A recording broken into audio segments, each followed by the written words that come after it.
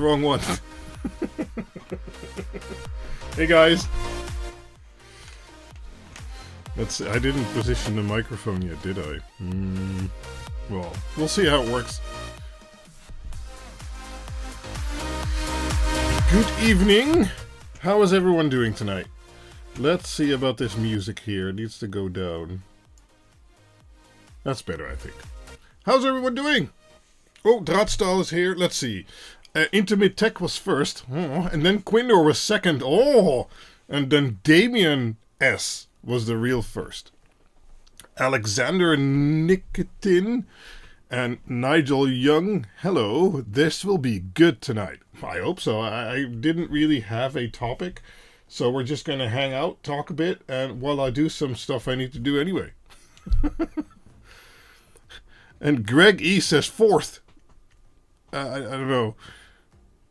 Jocko Weiss does not count if you did not hit like. Oh, Jocko is second, I guess then. And the intro tune. Resident Chemtech is here. Nice. Welcome. And Johnny Bergdahl. Oh. And John Smith. Nigel Young. Chris van der Heren. Hello. Hello. And Peter Boot. Hi. First like from me. Thanks, Alexander. Nice. So yeah, I don't have much prepared. I have so much going on. I don't know anymore. I was like, okay, I also don't have a video.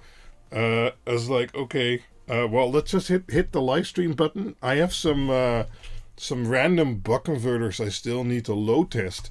Oh, that could be fun on stream.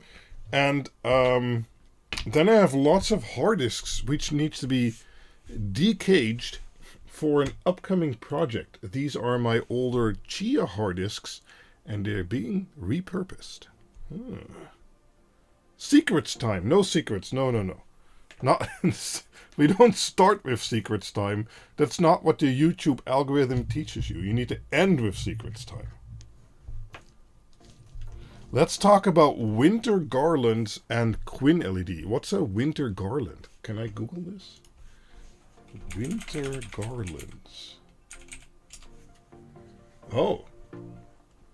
I don't know, if you make like 5 volt, like those tiny little LEDs in them, that I also use in the Christmas tree. I have a specific guide for that.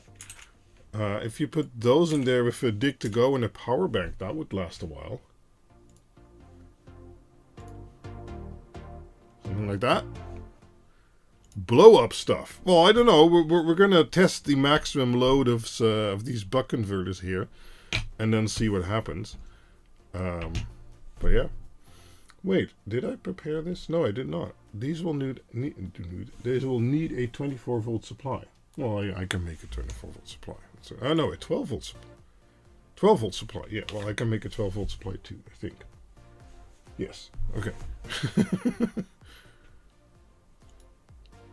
You have an older version of the DIG quad without the resistor switches, and my pixels are randomly blinking white. Can you recommend us a workaround step? So, one thing you can do is replace the resistors. The exact positions for that are in the resistor myth article. Or you can place a data booster right behind the DIG quad and set that to 33R, and that will effectively do the same. You have a power board, 24 volt, and a brain board. Oh, okay. Yeah, if you add a buck converter, you can use it for 5 volt. That's fine, yeah. You have to add it after the power board, but sure.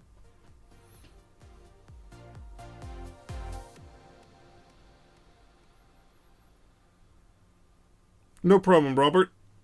Yeah, the data booster was introduced during that time to kind of fix that issue, until I had time to update the boards to incorporate that feature, basically.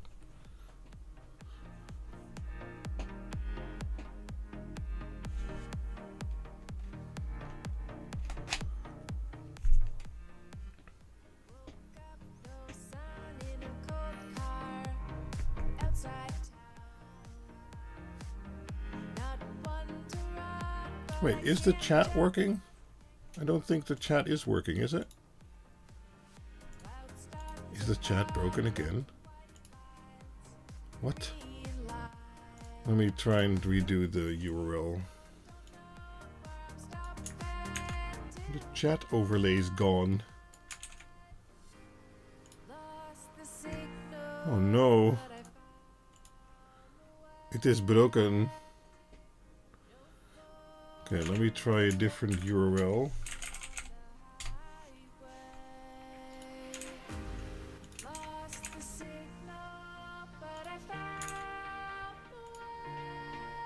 Oh, chat's back. Noise. Okay. Just bought a home and plan to have 3D quads in one spot. Okay, sure.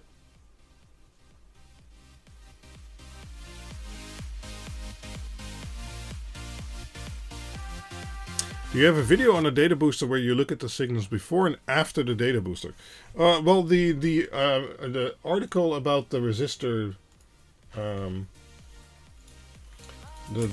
this article here, the myth about data resistors, that one would be the best to read. That it kind of explains it.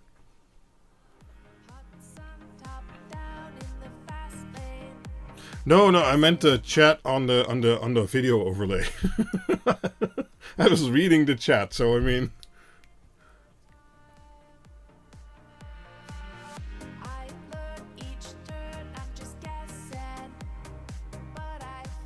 Yeah, to measure data stuff, you have to have an oscilloscope. Since this article, I have a much better one, but still, you know, even with a simple one, you can figure things out. I don't know, the hearts kind of appear and disappear. I don't know where they go. We never figured out how to turn it off or keep it on. Why is my image sometimes slow? Let me go to this view and let me hit a few buttons. This button and this button, and then go back. There. Okay, yeah, that should be good.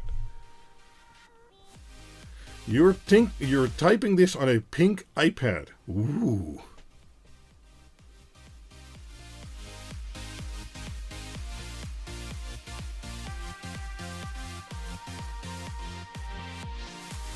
Had lots of corruption issues recently with 24-volt WS2814. Even with my boards there, Dennis? Those should normally work pretty okay.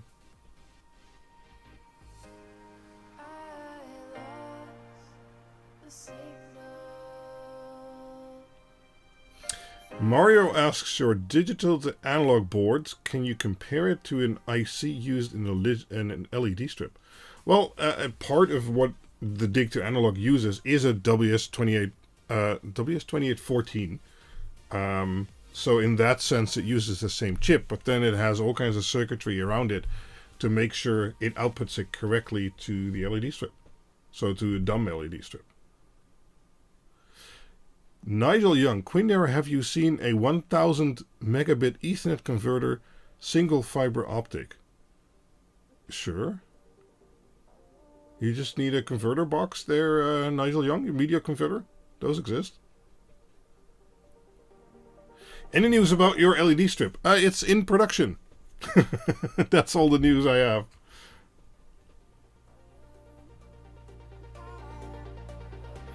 It was very odd. With the dig quad, I noticed short data lengths would not work, but longer lengths did.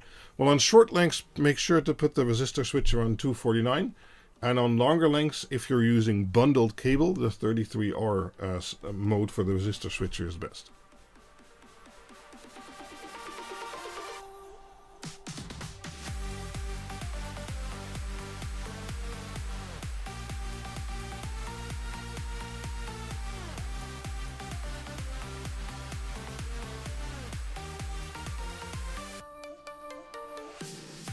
Yeah, not all converters work the same, David. Some are really badly built. Can I add a link to my scissors? Well, actually, I need to find a good new pair, because these I've used for years now. They're from Rexel, but if you take a closer look at them, they are kind of done. At least the handles are, but the blade is still good.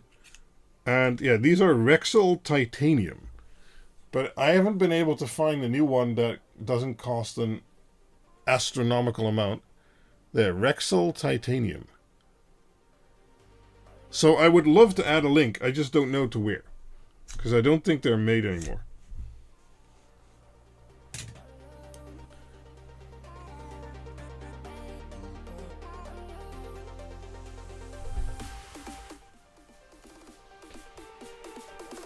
We're starting off with the questions immediately.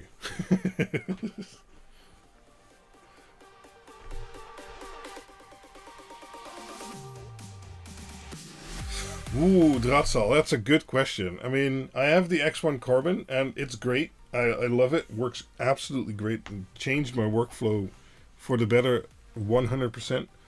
But I don't know what they're coming up with. They say they're going to revolutionize 3D printing again. I mean, you already have a 3D printer, so if you have a 3D printer which is working, I'd say wait for it. If you don't have one and you need one now and it's for work and not for playing, then don't wait for it.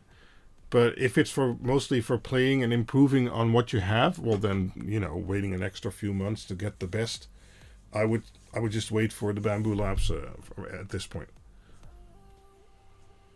But that's my opinion. I mean, yeah.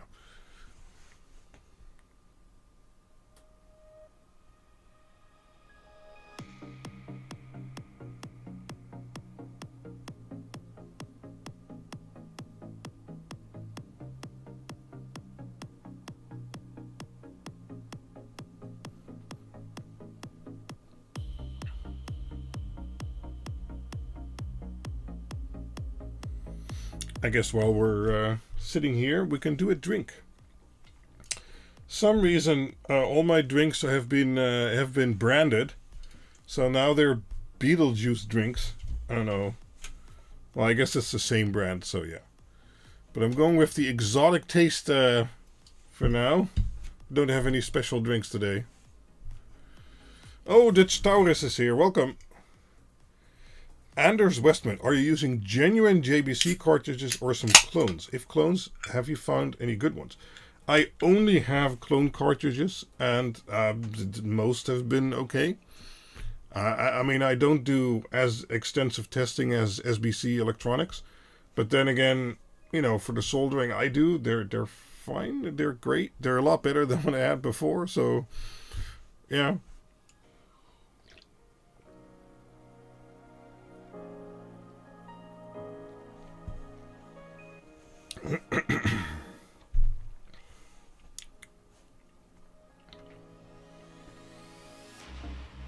Some good questions to start with. I like that.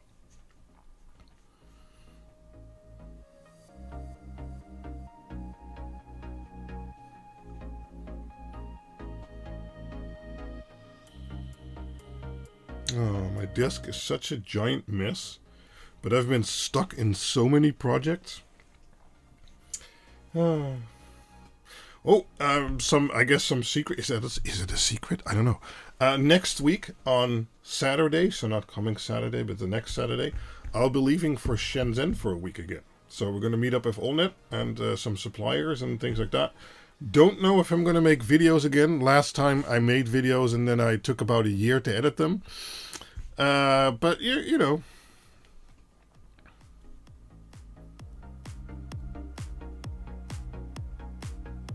How is the new analog controller coming? Well, the hardware is done. So here we have a AN Penta Plus with a wrong faceplate. We've since fixed that. But there's some software issues and testing jig issues and other issues which are currently preventing it from releasing. So we're going to have another release next week. I guess that's the secret for today. I don't know. If you're on Discord, you'll see it sooner than that. And this one will be moving back slightly. I'm working as fast as I can to get it released. As I said, the hardware, that's all done. It's working great.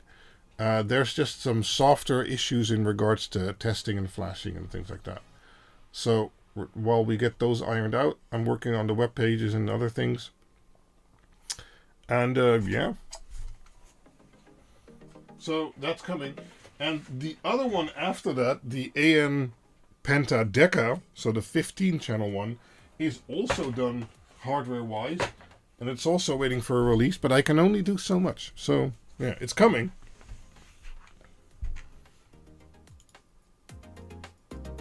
I have not tried any Meanwhile PWM drivers because I'm very specific in my PWM driving, so I use my own hardware for that.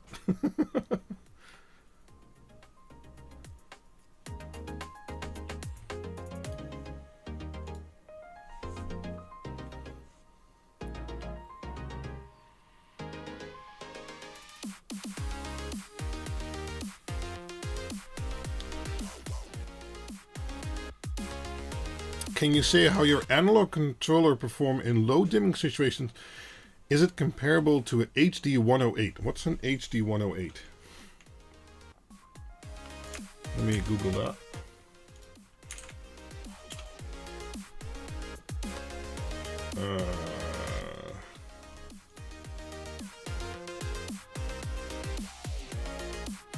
Oh, you mean the chip?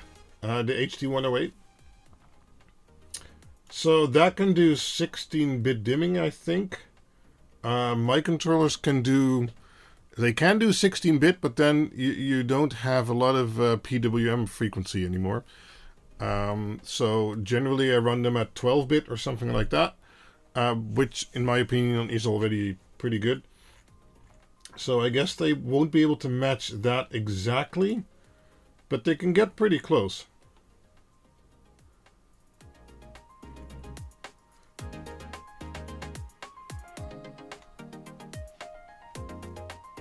But the exact PWMing levels and bit depths are listed on the product pages. So if we go to analog LEDs, AN Penta, and then AN Penta Mini, if we go to capabilities, we get a table that says exactly what PWM dimming capabilities it has. And it also depends a little bit on what software you're running.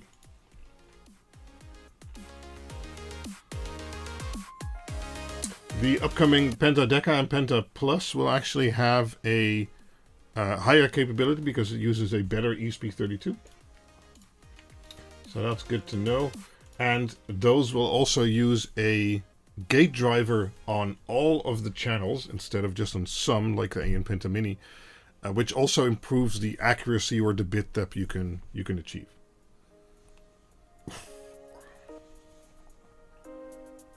So I'd say they perform quite well in low dimming situations, Mario. A 3D scanner. No, I've never touched or seen one.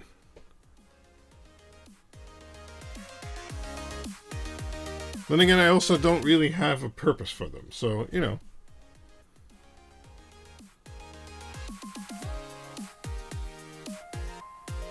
Sure, no problem, Mario. What's the mad scientist up to? Well, developing boards and doing all kinds of stuff. I guess it's already time, huh?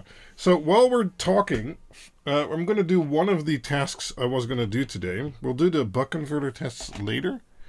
And what we're going to do right now, while I'm just talking to you guys, is I have lots of hard disks which are in caddies for a disk tray and server I'm not going to use anymore. And I want to use them in something else. So we're going to unscrew those and keep them as bare hard disks.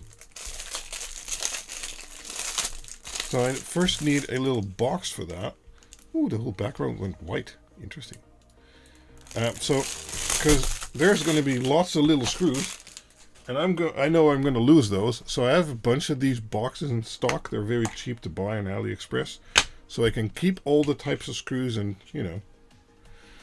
Let's see if we have a automatic screwdriver. And these have also become quite dusty, as you can see. Maybe you can see it. On others you can see it more. So we're going to dust them off. So Victor Ellis asks, any plans on making a board that supports DMX output in the future? I personally don't have a big need for DMX, so that's why there's been no development in that regard. Maybe at some point, but it's certainly not on the roadmap right now. So let's say that.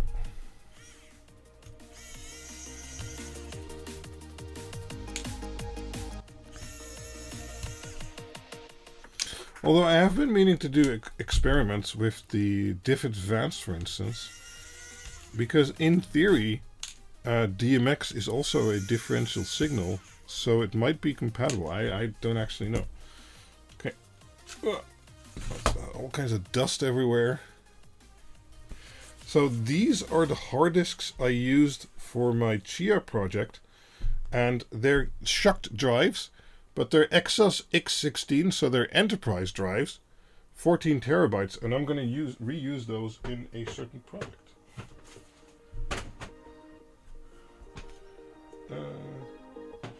Whatever. Oh, well, actually, this is the only stack that has different drives in there. This is a... Hold on, let me clean it first, because otherwise the dust gets everywhere. This is also a shock drive from the Chia project, and this is a Western Digital drive. I believe this, I don't remember if this is a 7200 RPM or a 5500.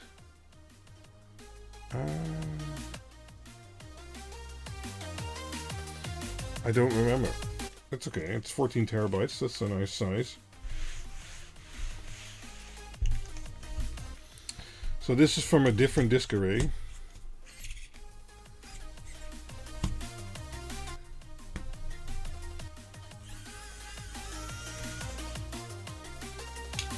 Seagate or Western Digital, which is the better choice? Well, I don't know. There's lots of debate on this on the internet. I personally like Seagate best, and my main server is running 20 Seagate drives, and it's been doing so for 5 years. And in that time, I believe 2 failed, which I think is okay-ish. So yeah, my preference goes to Seagate. I don't know why, but that's just how it is. So, coming back to the PWM driver part, you should try a driver from Aldo LED. They are the absolute GOAT. Yeah, I've heard of Aldo LED before. I haven't checked out any of their dimmers yet. Hold on. Does this work? No. Does this work? No. Okay. I haven't checked out any of their dimmers yet. But from what I hear, they're pretty good, and they also have hybrid dimming and stuff like that. I've done work on a CC, so constant current dimmer, in the past. I believe most of theirs are also constant current. I have new plans for how I want to change my design and, you know, that kind of stuff to relaunch one. But I haven't gotten around to it yet. I hope to do so next year. But yeah, I know of the brand. I've never used it before, though. And I know they have some flicker-free technology, although I believe I found the same with other chips I can use in a circuit. So at some point, I'm going to build a Quinled CC, because I kind of need it, especially if there's going to be a new house, right? But yeah, I just haven't gotten around to it yet, because I don't even have the analog dimmers I designed like a year ago out yet. So I'm not allowed to start too many new projects before that happens. Because at some point, you have to finish stuff. Yeah, the Chia project is being dismantled. I've had it turned off for a while already. And, you know, I had my fun with it. I certainly did not make a profit from it. But then again, a lot of the hardware that I used for it has been reused. Like the streaming PC we're currently on, that was originally built as a plotting PC. And well, these hard disks, they're still 14 terabyte hard disks. You know, helium filled, so they're the modern generation in that sense. And yeah, they're great. So we will be reusing this because, well, I guess I can tell you that it's kind of a secret. An upcoming series I want to do is about replacing my server. The original server we built on the channel is now about 5 years old. So in hardware land, that is pretty old. I mean, it was built with a Ryzen 1700. Now, since that time, it's been updated. But I believe it now has a 3000 generation, so a 3900X. And that's fine power-wise, or performance-wise. But power-wise, yeah, that thing's eating a lot of power. So I'd rather, I'd like to dim that down a little bit, the power usage.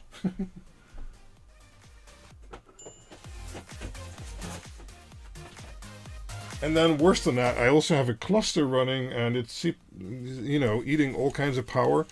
So we're going to be working on making a new cluster with very specialized hardware. I'm building out a NAS chassis. Well, it's not custom, but there's definitely some custom modifications to it, which is going to be really nice in my opinion, which will lower power usage and actually enhance performance, give me more memory, more bandwidth, etc., etc. And then hopefully that will last another 5 years, right?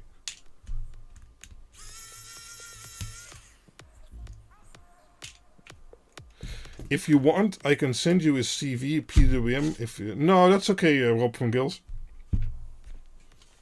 I'm pretty good in developing constant voltage PWM drivers myself. So, yeah.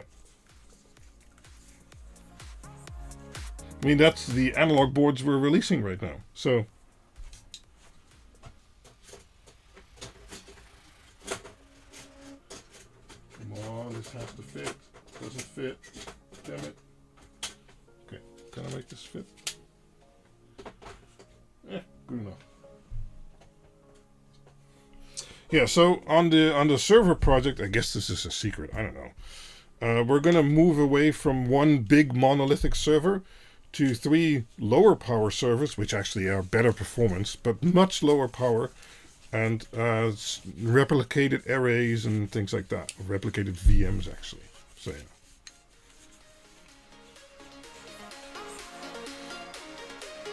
Yeah, we pay about 28 cents per kilowatt hour, so power is important.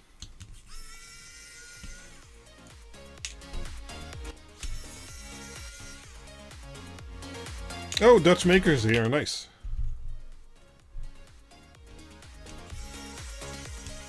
I'm not sure if I've seen the Compute Pi Blade project, but I'm not much into pies. So, although I often watch videos about it and things like that, I don't do too much with them myself because, well, I have a cluster running with Proxmox, so then why would I add a Pi anywhere if I can just spin up a VM or container, right? Yeah. But on mobile projects and things like that, a Pi is awesome. Or on other projects remotely or things like that. But I you know, if you have a cluster running, booting up a Pi for anything, it just doesn't make sense. 6 cents per kilowatt. Wow. Yeah, no, I can only dream of that. ESP32 server, web server, okay.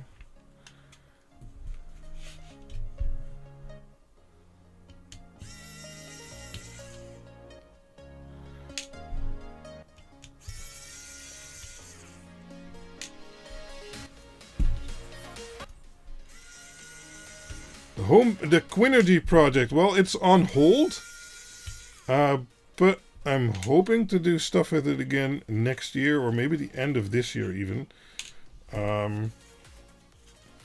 It's on hold, but not indefinitely. I mean, the hardware's still there and good. The problem is, at some point I kind of stopped working on it because it was uncertain if we were going to stay and live here or move. And until that was clear, I just didn't feel like I wanted to work on the project, because I was at the stage where it needed to change a lot of the home electrics. And, well, I didn't want to do that if we were going to leave. So, yeah.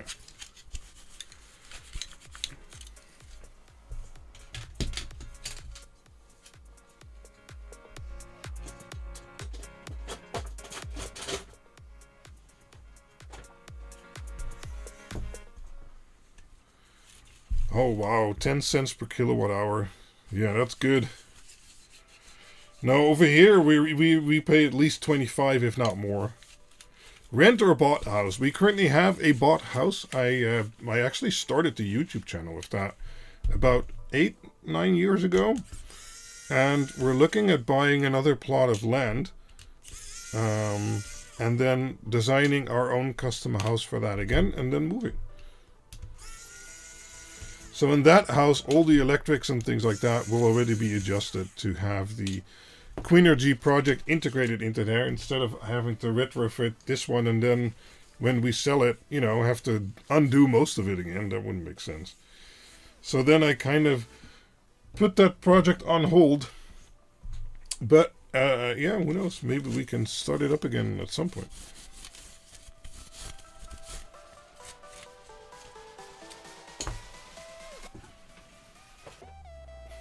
So how is it looking at me cleaning hard disks? I heard Victron has a great system. Oh yeah, I already have all the gear. That's the bad part of it. I already bought everything. It's just there collecting dust. I have like 10,000 euros in batteries and everything. But, it's how it goes sometimes. I think we're still going to finish the battery boxes in this house, though, because they need to be built and, and then transported. I'd rather do that in the box than outside of the box. So, yeah. I have made some plans to do that at some point, so...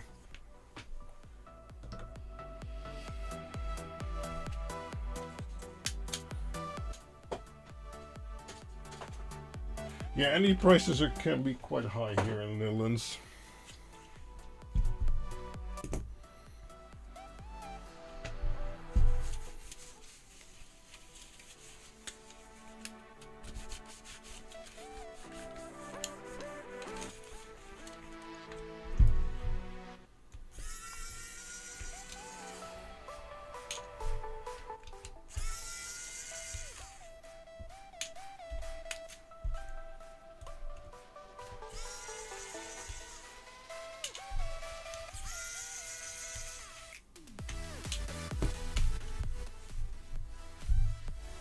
How is it still stuck? That is not possible. Yeah, when you run a hard disk for a few years, they get really dusty. Well, it's never been profitable for me because I never sold, because I was from the hodl. But yeah, maybe I should have. But luckily all the hardware is still fine, so we can do something else with that.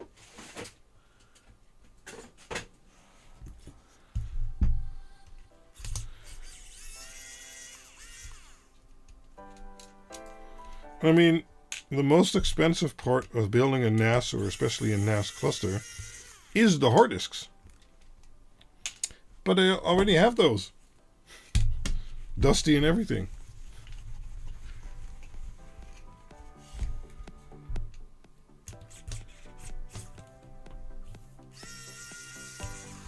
Later, Johnny.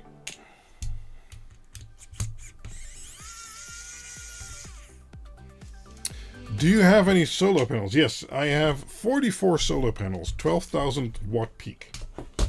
So that's not the problem. But we still have solderen here in the Netherlands. So although the battery project will become important once that's gone, currently, the battery project was for fun and kind of to prepare for when that's gone. But that's not the case yet, so...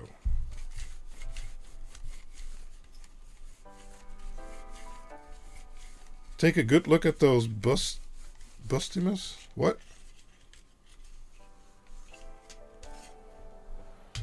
Might have lost the joke there. Oh. Okay, there's a few left.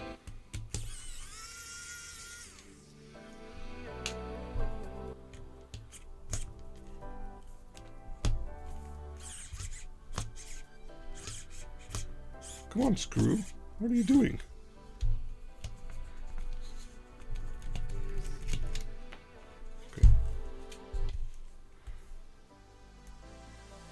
Okay.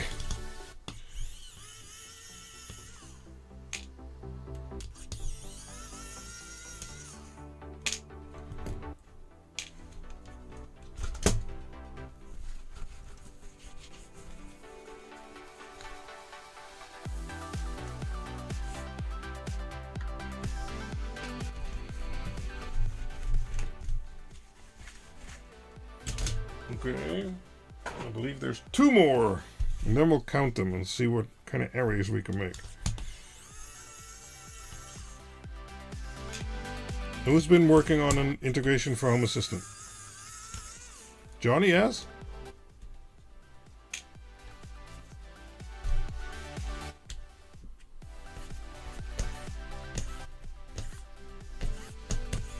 Come on, Screw. What are you doing?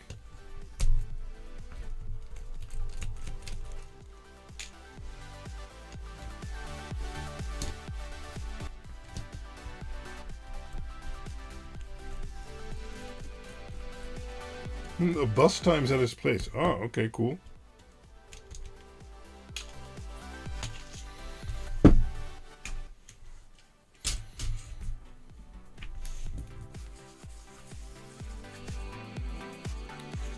Well, there's more than WLED out there, Alexander.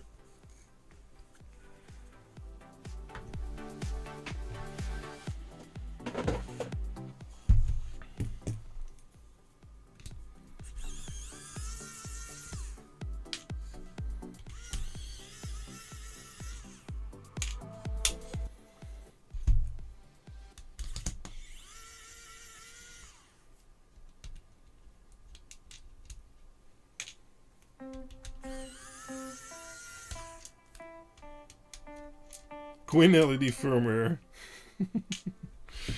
Well, we started doing the custom builds for WLED. That's made a few things a lot easier.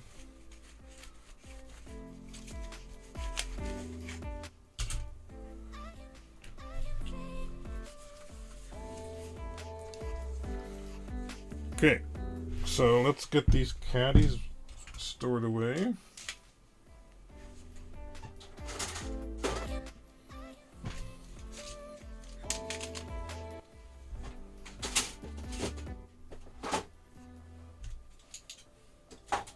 I think that's it. So now we need to package the hard disks. But let me check how many I have here, because I'm not sure this with everything. We got all the screws nicely sorted. That's always good. There.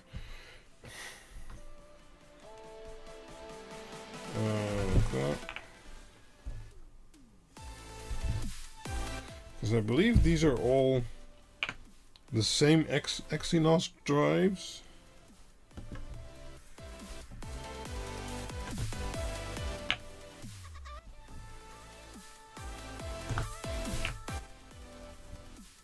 Just checking if they're all the same version. I believe so.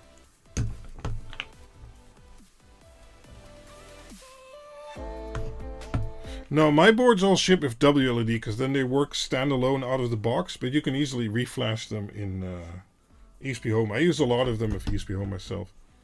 So.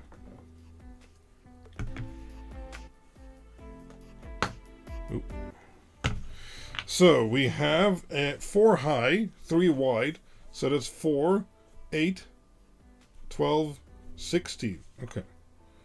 So that means... Oh, I still have 16. What? No, that's wrong. That's wrong. 3, 6, 9, 12. Okay, yeah, that sounds like what I remember.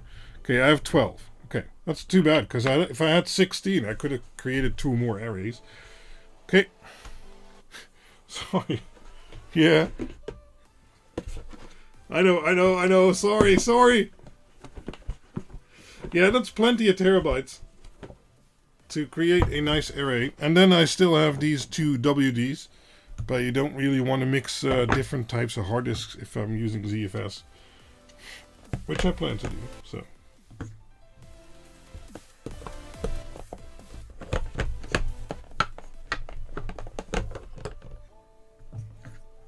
Well, the dust comes from having them in a chassis and being used, not from not using them. So, right? Oh, it doesn't fit in my box the way I wanted it to. Maybe. Okay, let's not jinx it. Maybe I can do it like this. Can I still close it? That's maybe other way around. Nope. Damn it. Okay, well then we have to do it like this. And maybe it'll fall in there. That's okay.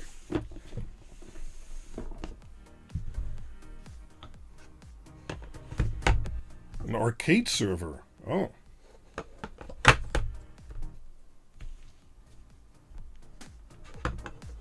Oh wow, they had a 250 terabyte media server, but the power supply failed and took out most of the drives. Ouch, ouch, ouch. That sucks. Oh, we can do it this way. There. Okay. Let's put these on the ground.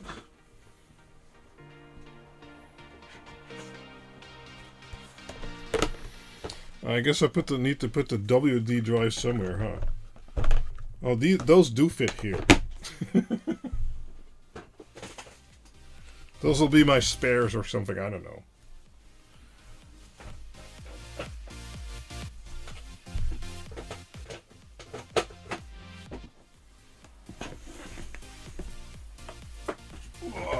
Okay. And then we have this nice box here with all the caddies. We can add our little box of screws, and that can go back to the server it came out of, right? So we don't lose those, because that's always the worst. Not having the screws anymore for those caddies. I mean, oh.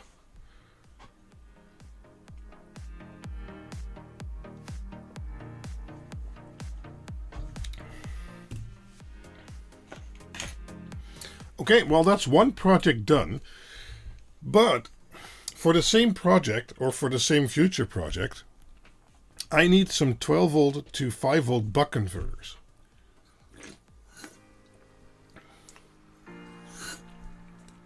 Because I don't know if you'd know, now I need to get on the hard disk again, but hard disks actually run, or at least consumer hard disks actually run from 12 volt, 0.72 amps, but it actually takes more amps at 5 volt. 5 volt, 0.9 amps. So that's almost 5 watts. Of course, in watts, the 12 volt is more. But, yeah. But what if you have a power supply that doesn't have 5 volt, or doesn't have enough 5 volt?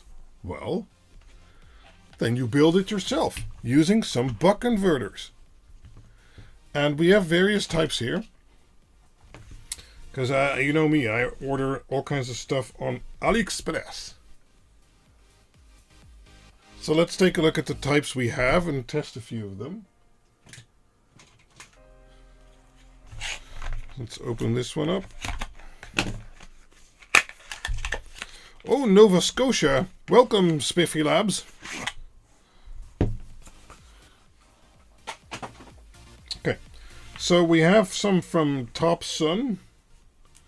And this is a different brand. Okay, we have two from Top Sun. One is a 100 watt 12 to 24 volt in, 5 volt 20 amp out, and this one is 5 volt 15 amp out. Okay. They need both voltages, yes, mister. And then we have a 75 watt also 75 watt converter, also from Topsun, but then a different style. It's much smaller. So you know. And then we have two other converters. I should put them the other way around. And this one is for 10 amps. I believe that. But this one's supposedly for 20 amps. So, I need to move these. So, in theory, this little guy will do the same amount of power as this guy. And I find that a little bit hard to believe. So, well, especially this guy, let's test it. See what happens if we actually run it at its rated specification, right? That's what we do here. So let me get a 12 volt supply. No, let's set up the testers first.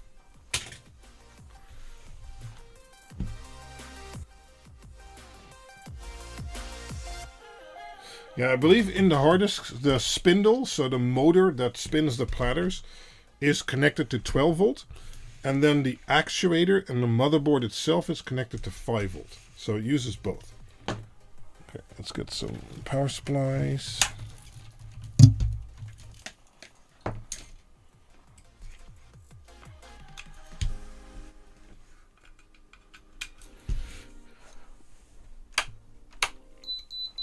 Okay, we have some testers. I don't know if we need two. Maybe you only need one. But now I need to figure out how we're going to connect this up. Well, let's just start with the 20 amp one immediately. Let's start with one tester. I kind of need a board that can go from fork to you know, bare wire or ferro. Do I have a board like that? I don't think so. Wago, yeah, but you can't wago in the forks, right?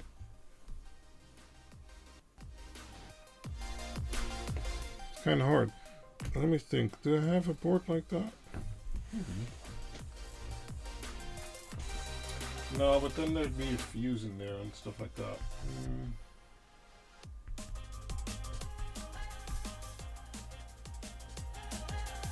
Let me think what is the easiest way to do that. Yeah, but if I do it directly, I still need to make a bridge to the power supply because that also has forks on there. And you need to do both terminals here because it's officially a 4-wire measurement. So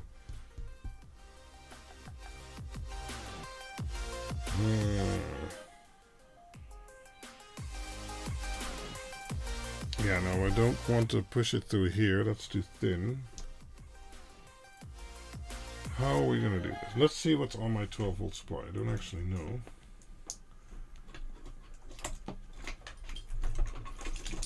Oh, no, we're not lucky. Okay. So this is the wire from my 12 volt supply. Is there a AC cable on there? Yes.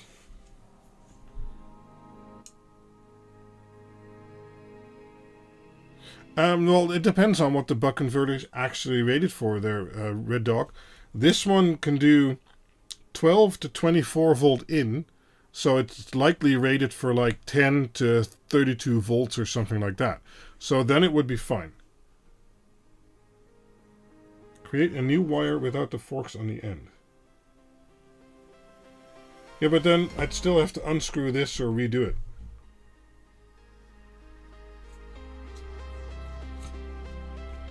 Yeah, just look up the exact specifications of the buck converter and then you'll know.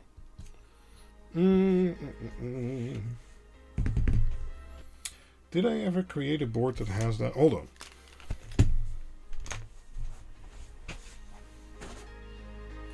Let me try and find something real quick. In my giant mess of stuff.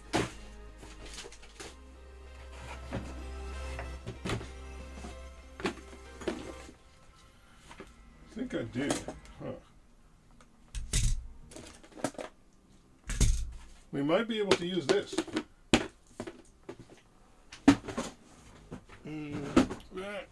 Okay. These are some boards I created for testing the fuses.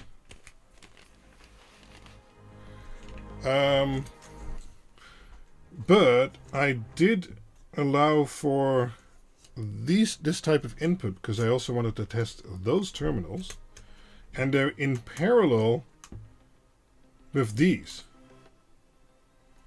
But then is this connected to ground? No, these are both connected to positive. Let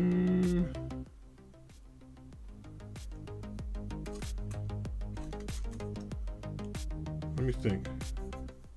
Yeah, so what if we do it like this? We take two of these boards and then we just use one side. Because these two are connected together, not here, but on the top side in the middle. So I can use those for the positives and the negatives, right? But then I only have the output, not the input. Damn it.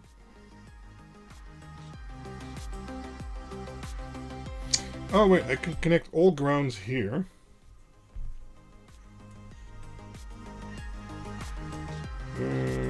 Yeah. Because we don't have to use it for fusing. Okay, we're gonna make a hodgepodge bad setup. Don't try this at home.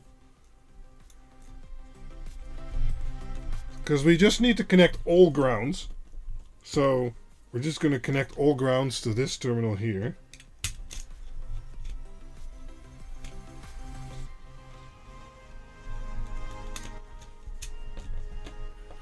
So, and then we can take the ground from the tester.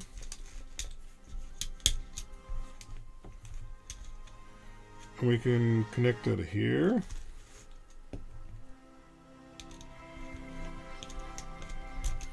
And we can take the ground from the power supply. I'll show the wires in the end. Hold on. It's kind of a mess. Ground from power supply, and that goes here.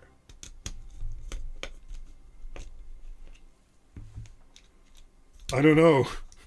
I think so. They're rated up to kind of a lot of amps. I don't remember. We'll see. Okay, so then we have the positive.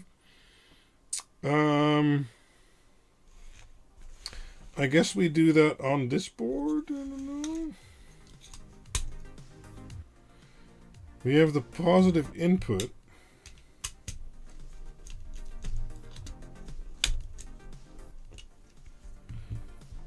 And they did this wrong because the input on this one is the red wire and it should have been the yellow wire. On these, it's correct. Output. No, it's also incorrect. Oh, damn it. Okay. Yellow normally stands for 12 volt. So anyway, we have our power supply wire here. Is this the power supply? Yes. So that gets connected to this guy. Nope. I'm just going to use the fork terminals, so then we don't have any problems with that. Power doesn't have to go very far. All good.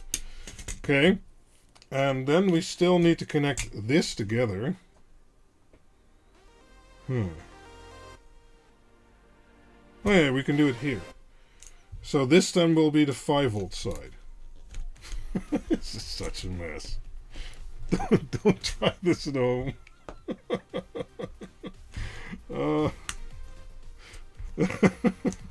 It's like bypassing all the fuses.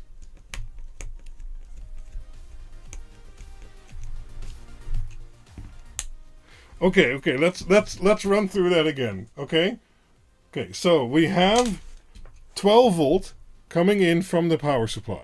Okay, that ground goes to here, and that also has the ground going to the tester, and it has 2 of the grounds going to the converter. So this is all ground. This is ground. This is all just straight connector. There's no fuses in there, etc. So that looks good. Okay. So then we have the red wire, which is 12 volt. See, that's wrong. I already did it wrong. Hold on.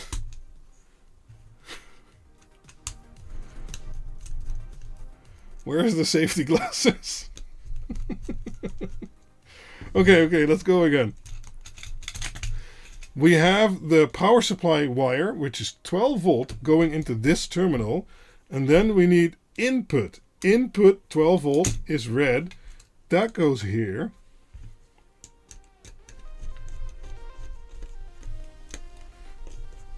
Okay. And then output is 5 volt. That goes here, which goes into the tester.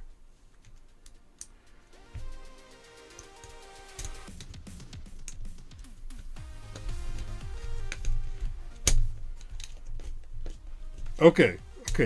So we bypassed all the fuses. There's no fuse whatsoever, because we're just, it doesn't matter. Who cares about fuses? Where's my safety glasses? Hold on.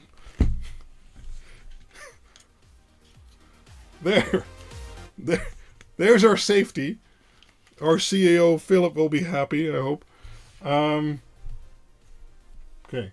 Let's find the AC plug for this guy. Uh-oh.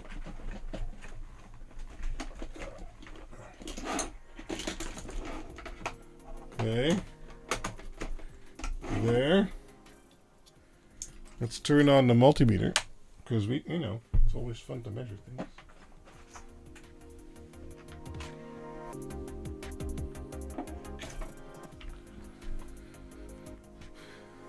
It's possible there, Draadstaal. It's possible. So let's turn on the multimeter and get that up and running.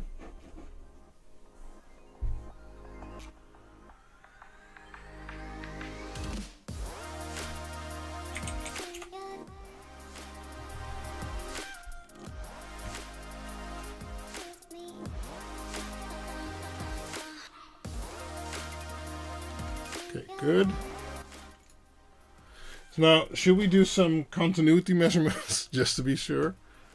Or nah. We got this, right? We got this. Ground, it's all ground. Everything's ground. And then this is power supply. Yeah. No. We don't need to do continuity measurement to see if we got it right. We're just going to send it. Okay. If the stream ends, I'll be back. 3, 2, 1, go. Let's hope the right power supply turns on. It does not. Hold on. I don't know what I just turned on, but it was not this power supply. Why not? Oh man, these wires have become such a mess over time.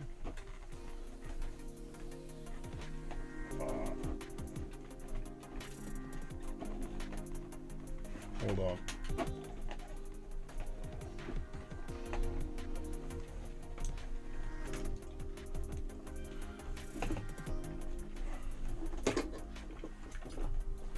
I don't know which wire this is. It's not this one.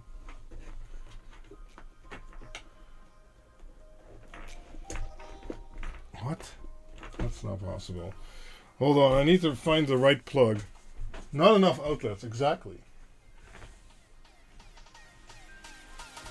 Okay, this is the right power supply.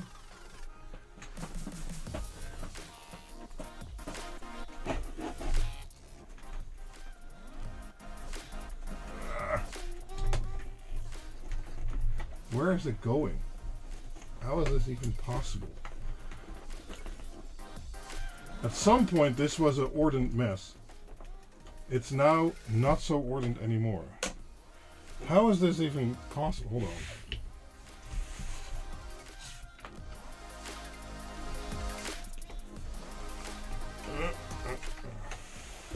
Okay, again. Where are you going? Oh, okay. I think I found it. Hold on, let me push back the mess again. There.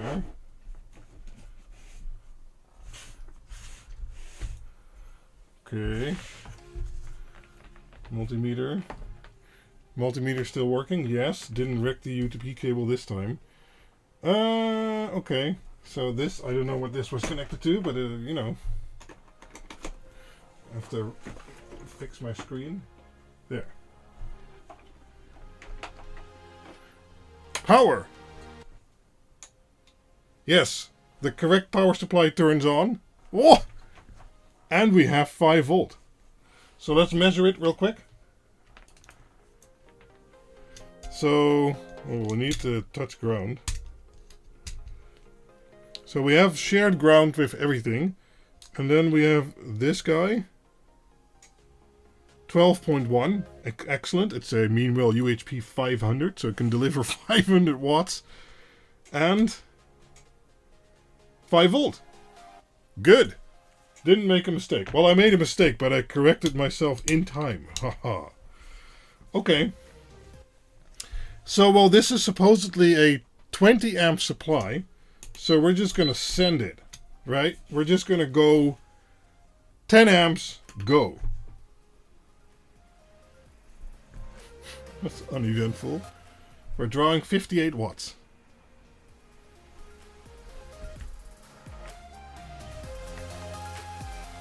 And if we measure on the terminal, yeah, that's still a respectable 5 volts. That's okay. Yeah, I was afraid I might have not remembered how these boards are linked internally, but seemingly I did it okay. You're leaving to watch Electro Boom, yeah. I can imagine. Yes, we'll be looking at temps. Hold on. You know, it always takes a little while. Oh, I need to code. Okay.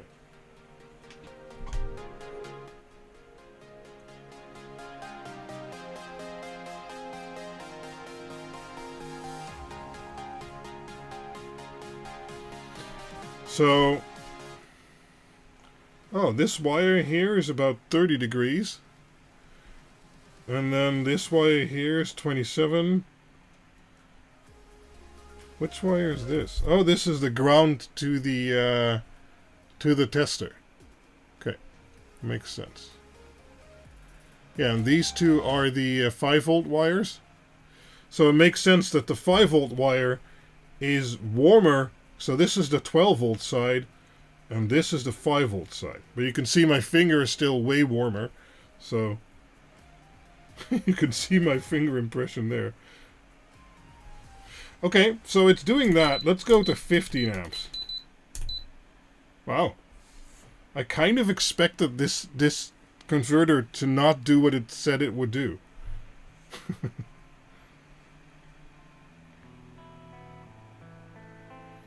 Slowly we see things heating up a bit.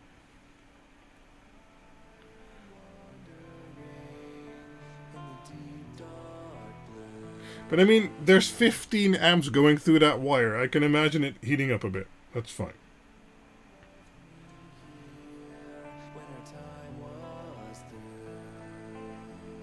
So how's the converter? Okay, converter is also starting to heat up.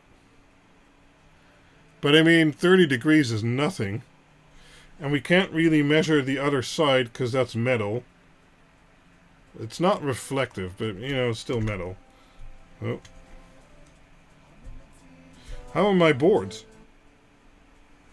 Let's see on the back side here. Nothing.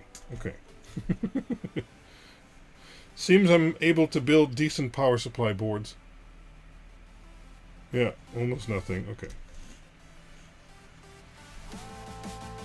Wow, I didn't expect it to do 15 amps.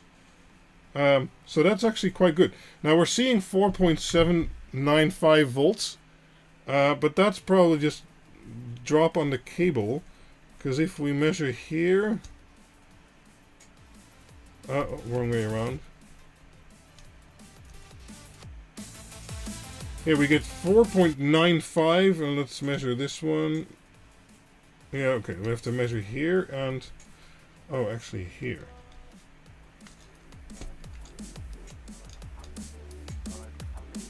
.96. 4.94. Yeah, I mean, that's fine. That's perfectly fine for a 5-volt converter. Nice. I wanted it to do at least 15 amps, because then I could use this small one, and it seems I might be able to. Okay, now, things are getting warm, but warm, you know, things will get warm. This is 37 degrees max. It's a cable doing 15 amps. I mean, it'll get a little bit warm. As long as it's not like 100 degrees, that's okay. Or even 50 or 60 degrees, but yeah.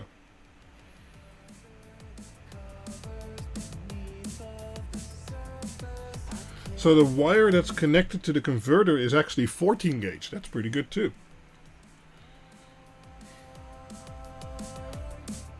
Yeah, so the 5-volt wire is 14 gauge, and the 12-volt wire is it 16 gauge? Let's see.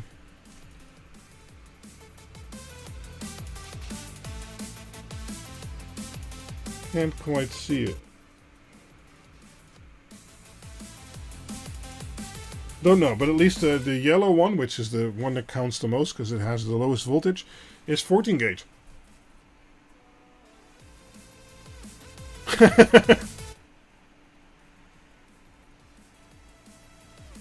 Okay, let's see how warm things are getting.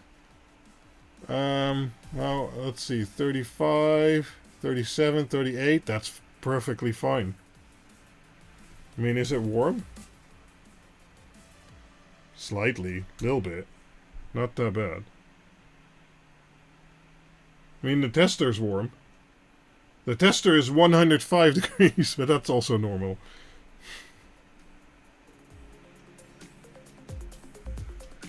Yeah?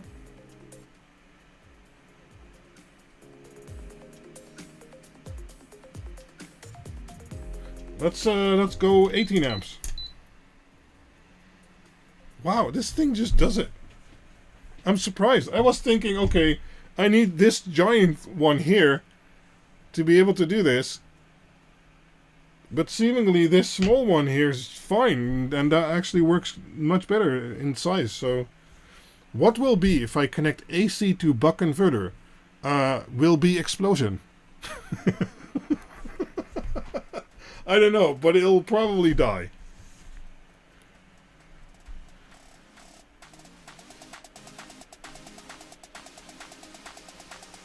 Okay, well, it's heating up a little bit, but that's fine. And the spot where it will be, it'll actually have cooling.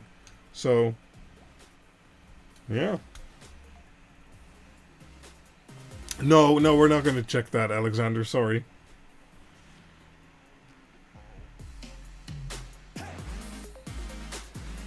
So this cable is now 40 degrees.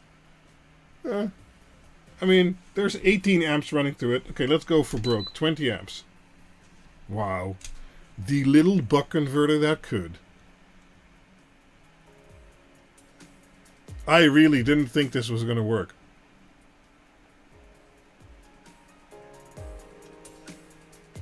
We're drawing 116 watts from the wall, and we're getting 94, so we're losing 16 plus 4 is 20 watt, 16 plus 6, 22 watts somewhere.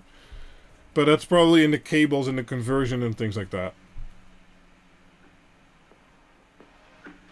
I mean, this thing is heating up, which is to be expected, of course. But still, I mean, 40-something watts for a buck converter, that's fine. Perfectly fine. Now, the 5-volt wire is the warmest. But there's 20 amps running through a 14 gauge. That's, you know, to be expected. That's fine. How warm is this wire? 33. Okay, yeah. So the funny thing is, this side here seems warmer than this side. But that's actually because it's absorbing heat through the terminal. Or from the terminal connection. Because the wire here, you can see, is 40 degrees. While this wire over here is only 33 degrees. So, yeah. How are we doing on efficiency? Well, we're losing about 20 watts somewhere. But that could be cables or the converter. So, and I'm not doing the right measurements, right? Because the voltage here is the voltage after dropping on this cable. You should measure voltage here. And that's 4.92. So the buck converter is actually still outputting 5 volt, or pretty close to 5 volt. But it's the cables and the board and everything that is dropping voltage. So the buck converter itself is fine.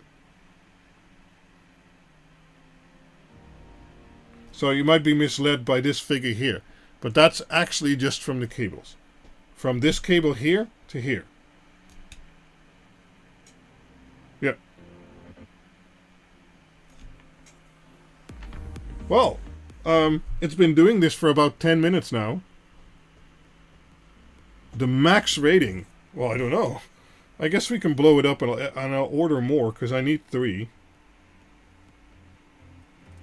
Okay, let's go. 22 amps.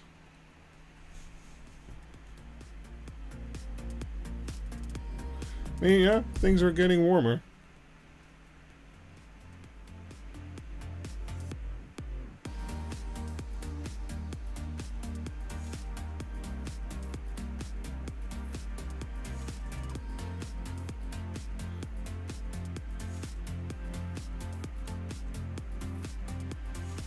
Small bang or big bang, I don't think... I would think it thermal protects itself.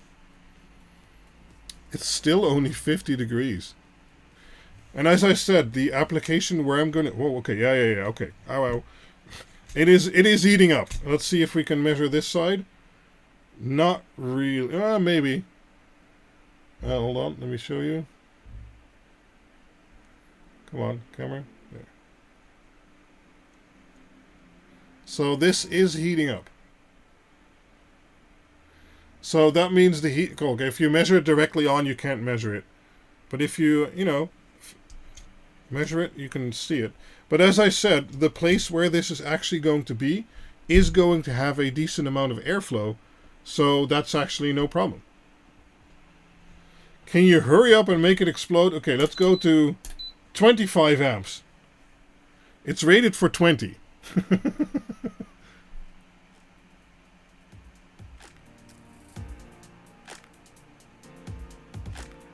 Well, there might be Greg E, but we're not measuring for that right now.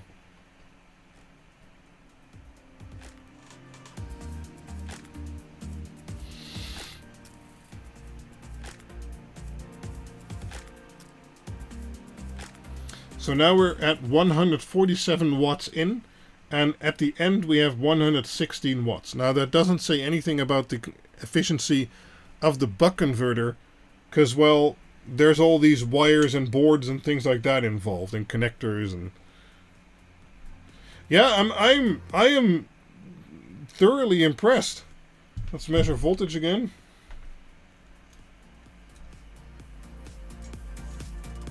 We're at 4.9. Let's see over here. 4.93. That's perfectly fine for what we're doing with it. Okay, my tester will reach a limit at some point. 28 amps. No, okay, 30 amps? What? Why is there nothing happening? So if you look at the wattage,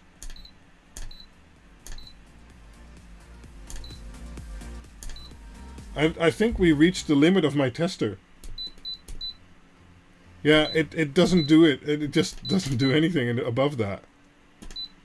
Yeah, my tester can't go higher. Well, I have multiple, but I'm pretty happy with what it's doing already.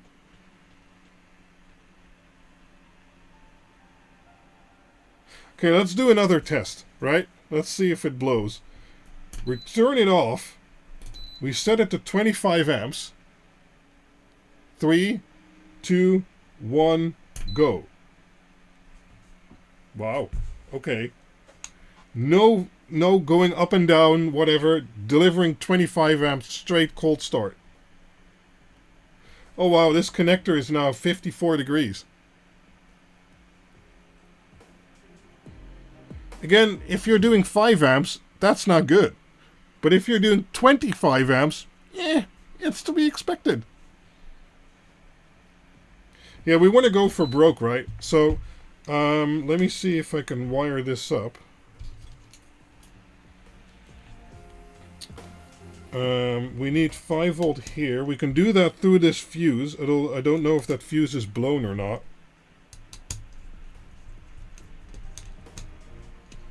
But then we need ground. I guess I can add some ground over here.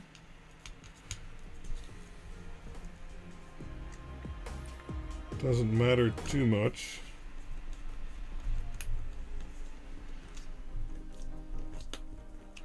Okay, so ground. Okay. So this should now also see 5 volt, but it doesn't. So that means these fuses are all blown. Probably. Yeah. So let me get that fuse out.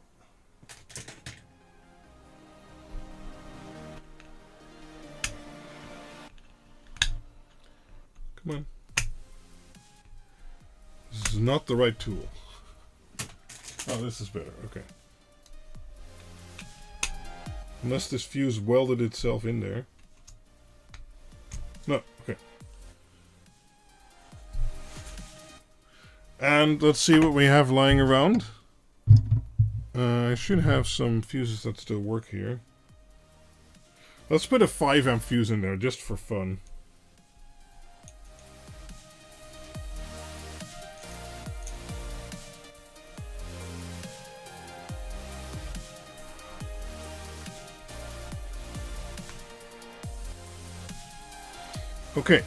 Okay, now we're getting 5 volt on the other tester too.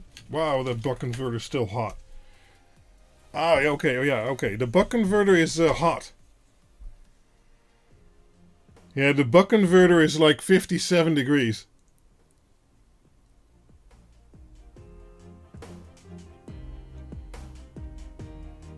Can you turn off the mean well for a few seconds? Sure.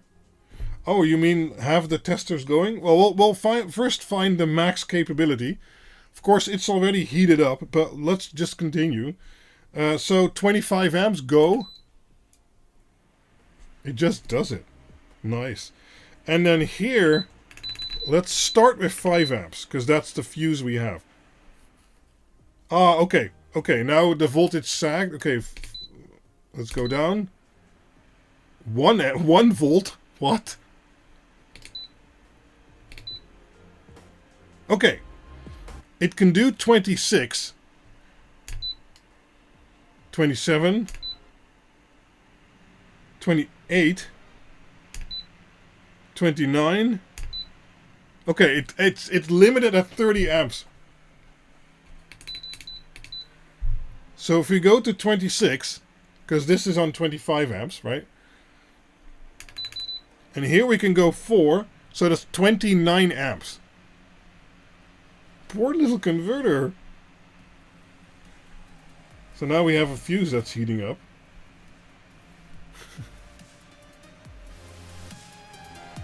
Okay.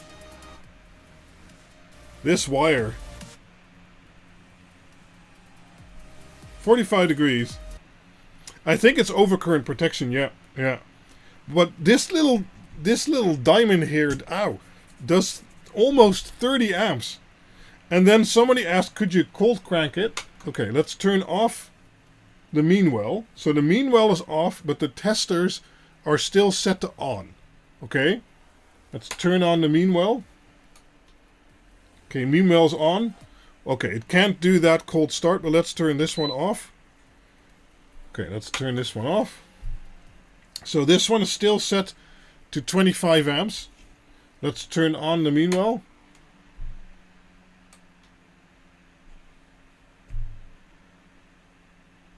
I am very impressed. The little converter that could. I mean, really, honestly.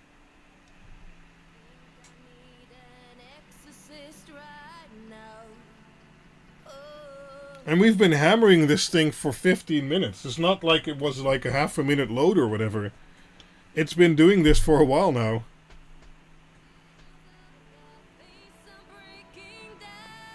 Okay. So let's blow that fuse, because, you know. Let's set it to 20 amps. And let's try and focus this a little bit. Where is it? There. Somewhere over there. I'll try not to hover over it. 3, 2, 1, go! Fuse! Fuse power! Oh, it's dead.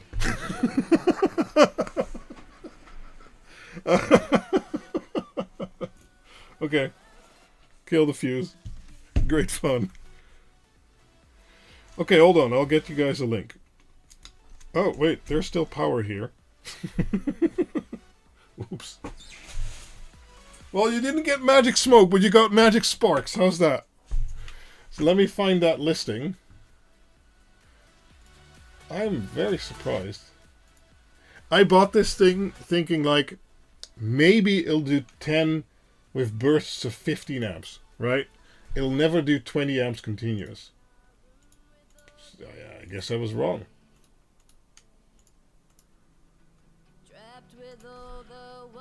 Buck. No. It's only $10.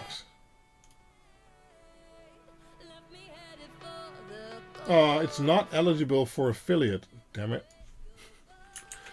Okay. Edit.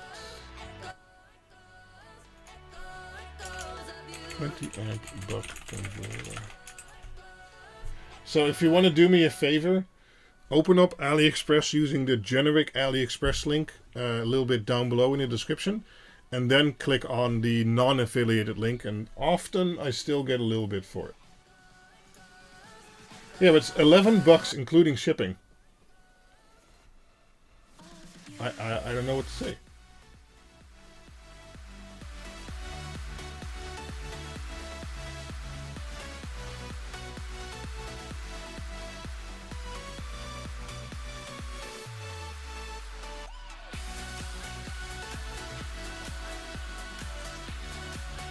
Oh man, there's someone in the comments for this item who says, at $5 it dropped 5 amps it dropped to 4.6 volts.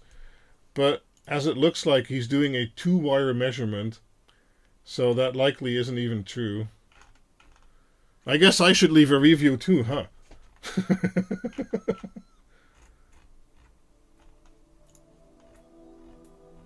Maybe we should leave a review right now. I'll make a picture. Hold on. We're gonna leave a review on AliExpress for this thing. Okay, let's do 20 amps. There. Well, you can't see the 24 volt in test. No. Let's make a nice picture of this stupid testing setup. Okay.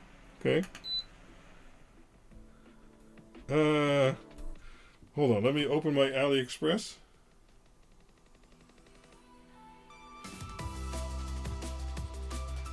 Let's see, account. View all. Buck. Because here you can see all the bucks I ordered. Okay, so this is the one, the 20 amp, 12 to 24 volt, 5 volt. Write a review. Let's use a picture, choose photo. There.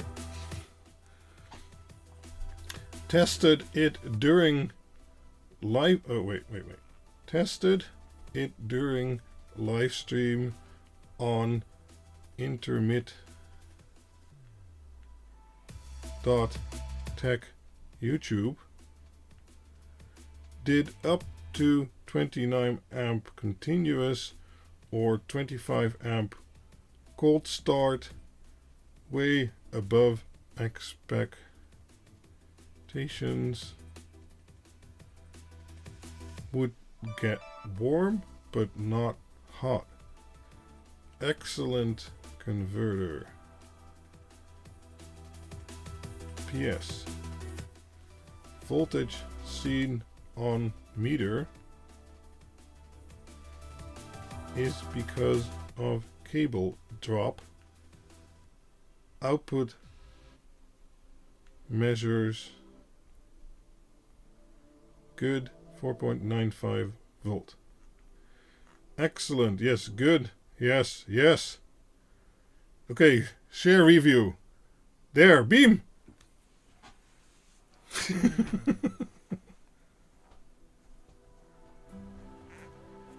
No. It's the meter. This meter will show 4.7 because that is the drop on the cable. If we measure the cables coming from the buck converter, so this is the positive for 5 volt, and then this is the ground for 5 volt, we're measuring 4.95. So that is the actual voltage the buck converter is delivering. This is after cables and testing and blah, blah, blah.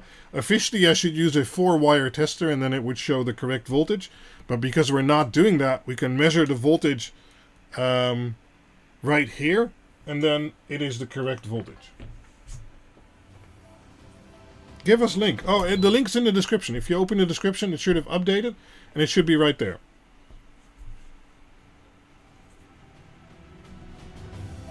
Price just went up 300%. No, don't. I need to order like 3 more. Add to cart. Because, well, we were talking about hard disks, and the way I'm building the NAS, I'm not doing that with a traditional, or the cluster NAS, whatever. I'm not doing that with a traditional power supply. And with the amount of hard disks I might potentially want to connect, I don't have enough 5 volt on the power supply I'm using, so I need to make my own 5 volt.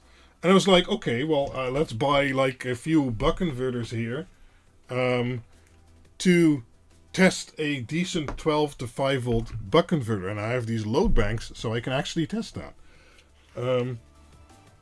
But I didn't expect this little $10 miracle wonder here to actually do it. I mean, we didn't test Ripple or anything like that, but seemed fine. Secretly, I've already run 8 hard disks off of this thing. It was fine. And I also have this one, but it's a lot bigger, right? I mean, that's quite the size difference, and I'd much rather use this one than this one in regards to size. So, and it was already a good sign that this had 14 gauge wire on the output, because that means they mean business. Because if you have a converter and it only has like a 16 gauge or 18 gauge on a 20 amp output, you know, like, they don't expect you to do 20 amps. So yeah. What kind of cable does this have? 14 gauge also. Yeah. Good. Yeah, so the, I guess, it's still warm. The Swengo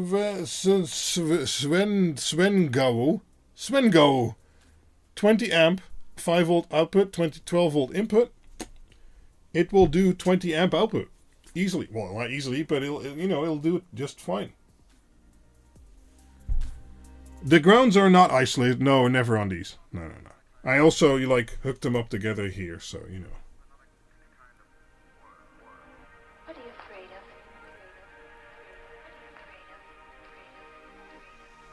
I'm still surprised. I'm used to these buck converters being okay, but then it says 15 amps, so it might do 10 amps sustained, right? Nope, this one does 25 amps sustained. Very cool. Do we also want to test the 10 amp? We have the same brand, but then 10 amps. Same. Is it the same? No, it's smaller. Why would they have... No, it's the same size. Let's test the 10 amp too, because we're working now. We have the testing set up, so...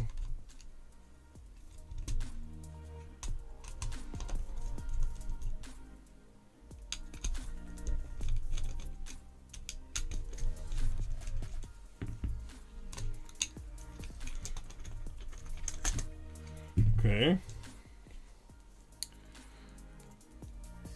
Does this have a thinner wire?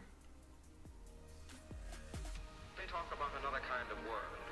Let's see. Blah blah blah. Blah blah blah. Yeah, this has a thinner wire. This is 16 gauge instead of 12 gauge. 14 gauge, sorry. So this is output.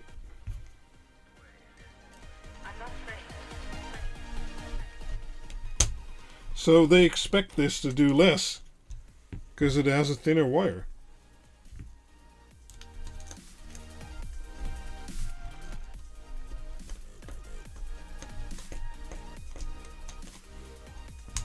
Oh, okay, let's leave it open. Okay.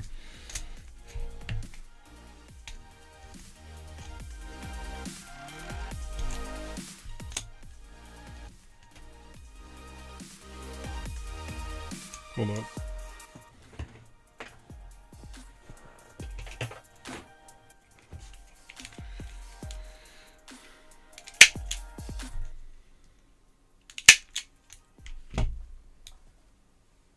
Don't know where the other one went. It's okay.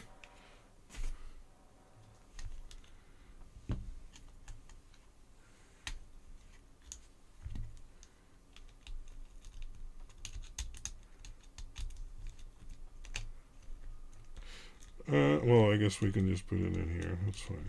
Hold on.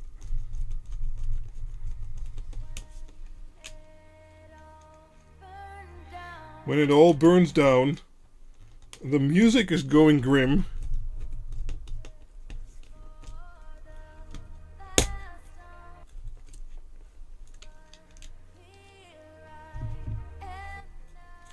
Okay, that's all connected. Let's see, output goes to here, input goes to here. Yeah, this one has thinner wires for everything. Where's my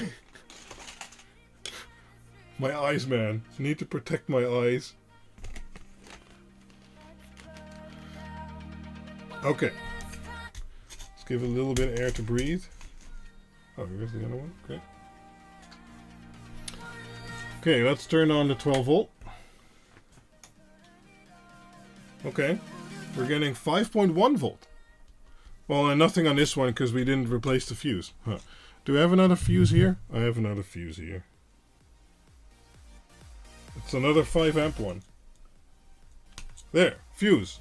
No. What?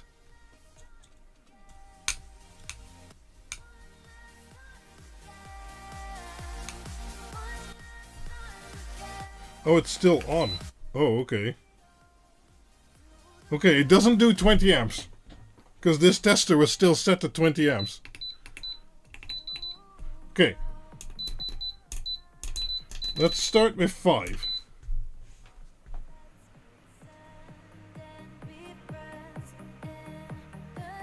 No, it doesn't work. Paralleling doesn't work that way. I need more fluids.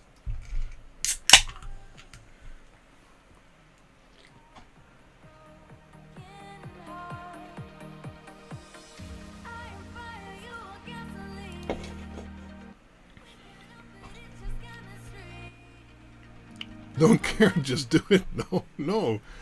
It doesn't work that way. So let's see what kind of voltage we're getting. 5.09. That's pretty good. Okay, let's go to 10 amps.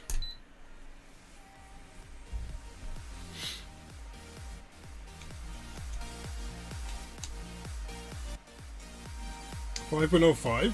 Okay.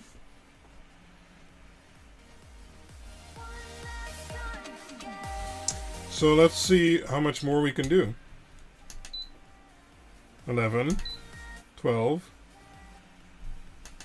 13, 4, oh, no, 14 amps. It says nope. 13, no, can't start.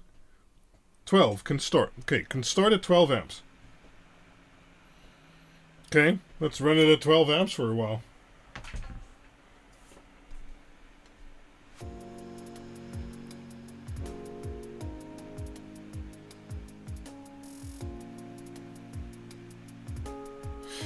For the temp sensor, you need the temperature sensor user mod there it trips onto. You can find it if you compile it yourself. For 14 amps, insert another coin. Exactly. And next review online. Nah, don't need too many reviews.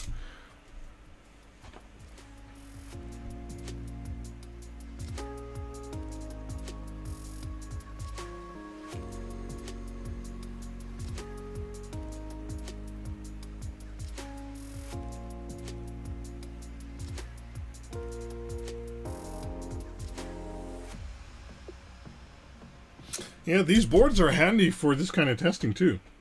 We can do it fused, unfused. Nice. Should remember that for in the future. I mean, they might add a little bit of voltage drop, I guess. We can measure that in theory. How much voltage drop are we getting from here to here? 20 millivolts. Yeah, that's okay. And from here to here? 8 milliamp. Oh, 9 millivolts. Yeah, that's fine. Yeah, but this gets a larger number because there's 12 amps flowing through there. Because if we test a spot, I don't know how much do we have here? 4 millivolts. Okay. Yeah. Now this one probably has nothing. 1.8 millivolts. Well, that's fine. I mean, that's okay.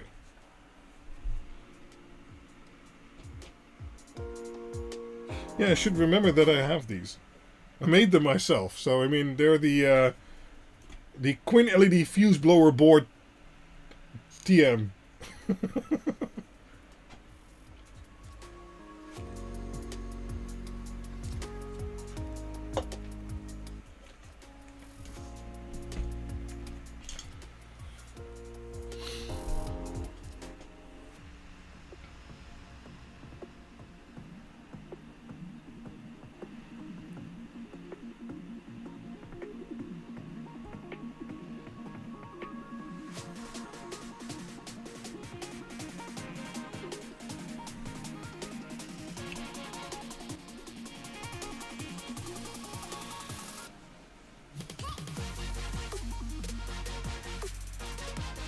What?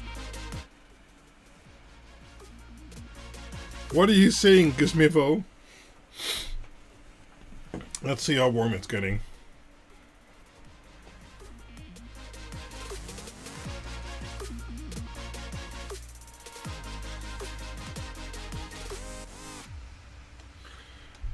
We are seeing... Oh, now we're seeing hotspots. It's not as well distributed as the other one. Right? So we see a hotspot with 38 and a hotspot with 40, 41. 42. Okay. The shell isn't that warm yet. Here we don't see much warming up because... Well, okay, the wire is 37. But this is 16 gauge instead of 14 gauge on the 20 amp one. So, yeah. Oh, it's a quote from Silence of the Lambs. Just want to say hi. Okay. Hey there. Well, we'll leave this running for a bit. Let's see here. Hey, bud. How hard would it be to have 4096 of 12 volt WS2811 strings lights to create a large LED pixel curtain? Do you know of a way to have a Raspberry Pi or USB? Pwah. That's a bit complicated question there.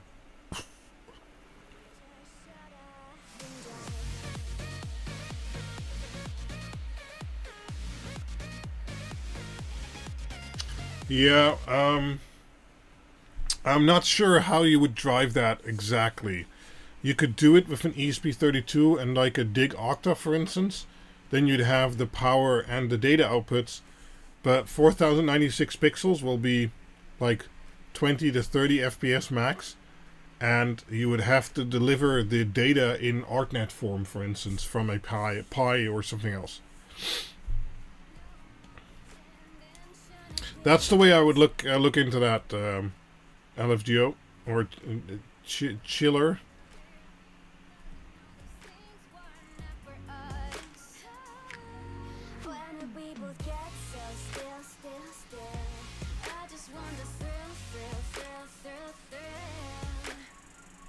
Yeah, you need like Modrix, or what is the other one called again? I think I have it on here. Let's see, what's it called?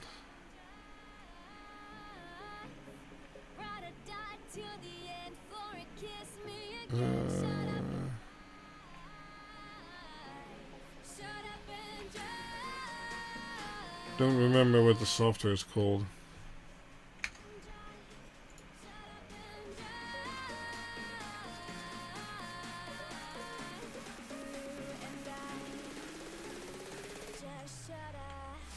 Trying to find it.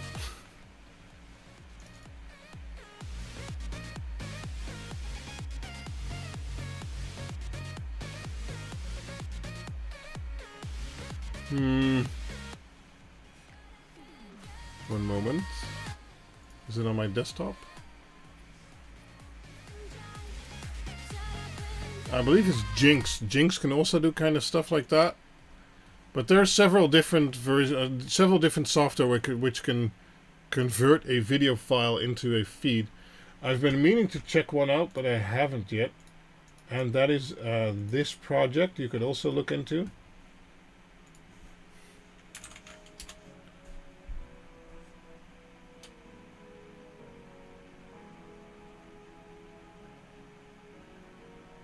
Yeah, Jinx app, or try this one on GitHub. It supposedly does the same thing to be able to stream video to WLED, but I have no idea in regards to performance or how well it works, etc., etc. I haven't tested it yet, but I've been meaning to. But yeah, sure, no problem. Chiller LFDO. Meanwhile, this guy's still going strong at 12 amps.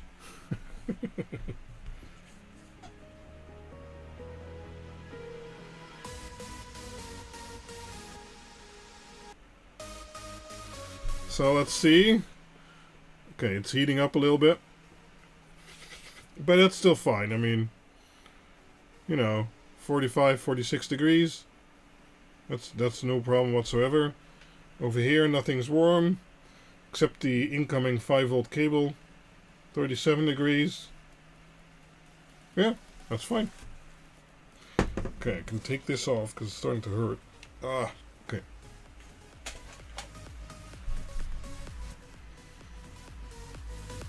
Cool. Well, so the 10 amp model easily does 12 amp. Nothing wrong I can say with that.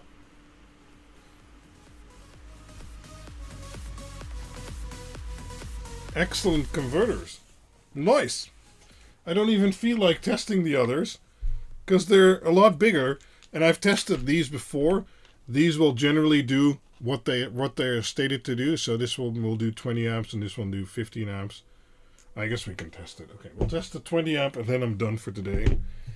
Let's disconnect that. We have the testing set up now anyway. So I guess we should. We're kind of obligated to do this, huh? But those tiny little guys, excellent. Okay, let's strip it.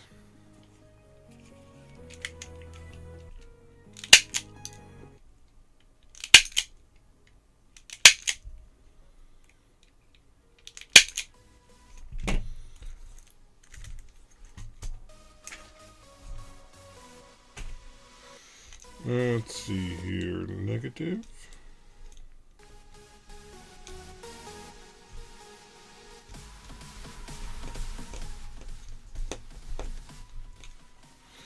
And let's see if they use the same colors. Input is red. It did use the same colors again.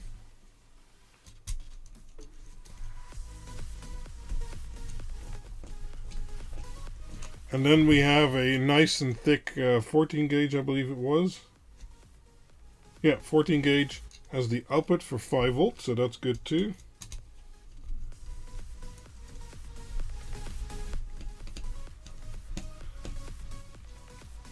Okay. Okay. Let's go, I don't know, 10 amps on this one. Okay. Wait, Is the fuse in this one working? Oh, it was working all that time. Okay, never mind. 10 amps. Oh, and I guess I should put the glasses on again. You never know. Maybe the big one won't be able to do it and blow up. Go. Okay, let's check the voltage.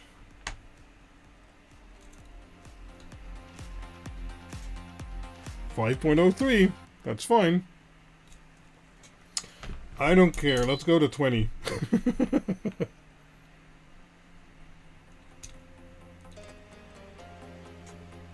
.039. That's fine.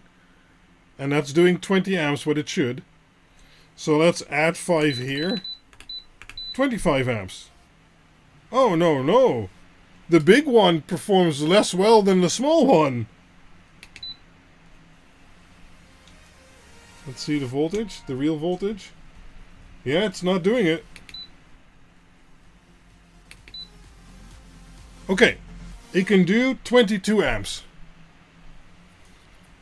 Well, let's leave it running at 22 amps. That is surprising. It can do less than the tiny one. So this one, the one linked in the video description, can actually do more than the big one. And not just for like a second, we did that for 15, 20 minutes straight. What is your current recommendation for exterior puck string lights? I would use something with a UCS 2904, so RGBW, not the TM1814. I like that chip a little bit less because it's PWM frequency, and the way it does PWM is less than the UCS one. Or a WS2814 would also be nice, but I haven't seen those. And check out the Livestream with the new lights for 2024. There is lots of different variants of puck style lights in there. And some really nice and interesting ones also that resemble the Govee lights, but then on 24 volt and using new style of LEDs, which also have almost no idle current. I like those a lot. Those were good.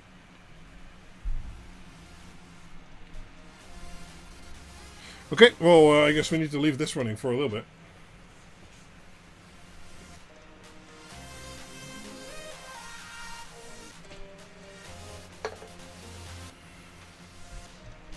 Does anyone have any questions while we wait for this to explode?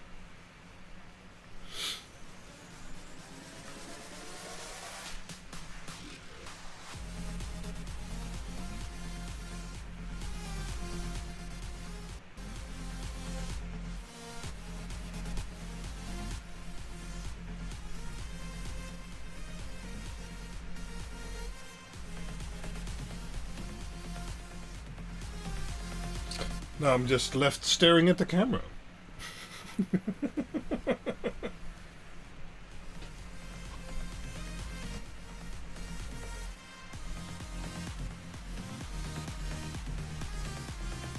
Yeah, this isn't even heating up. There's so much mass here. Yeah.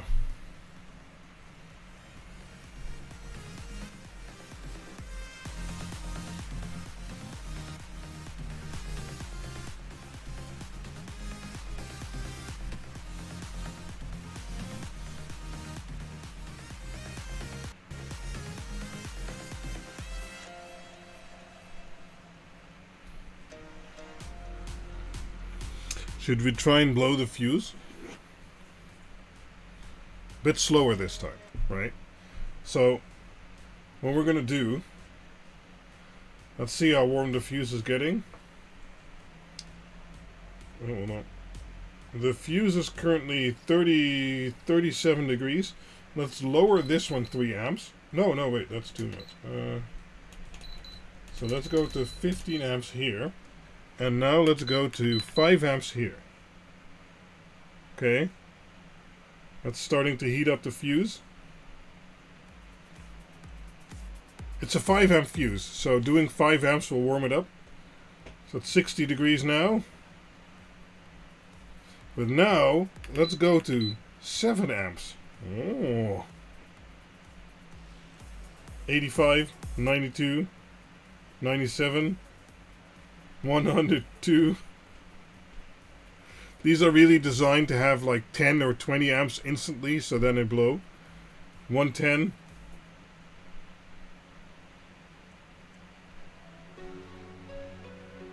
It'll blow. It'll take like minutes though. So let's give it a little bit more. One more. 8 amps on a 5 amp fuse.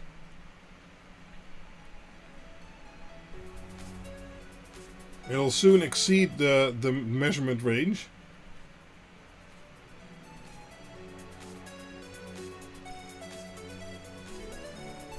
Oh, there it went. It's gone. Yep. Okay, let's go back to 20 amps here. Okay. No questions anymore whatsoever. Papa Bros is here. PowerDiff will resume development once I have more boards released, Papa Bros, so it'll be something for next year. It's coming. I'm working on it, but, you know, it's complex, so...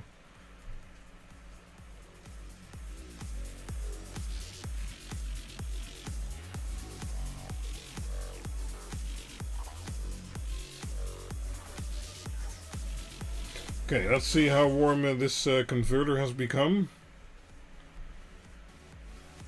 That's okay, Papa Bros. You know, it's good, then I know there's interest. Okay. Well, this is non-spectacular. It's, you know, 38 degrees. Yeah, okay, so...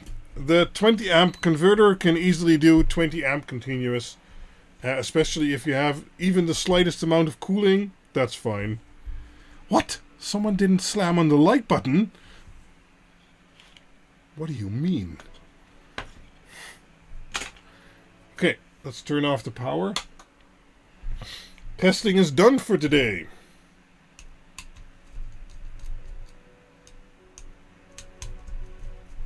Interesting results.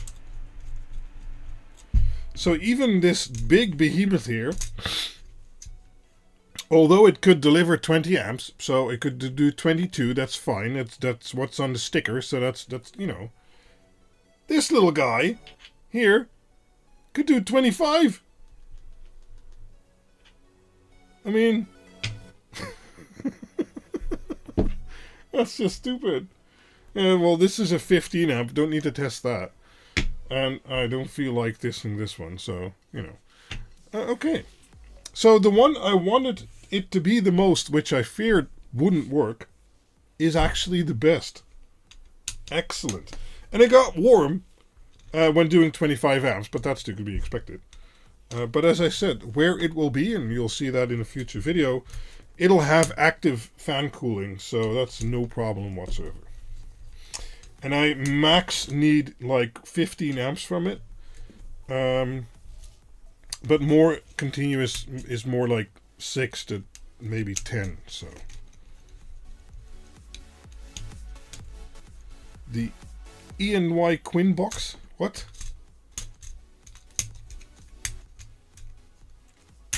Nice. Maybe I should make more of these. They're nice.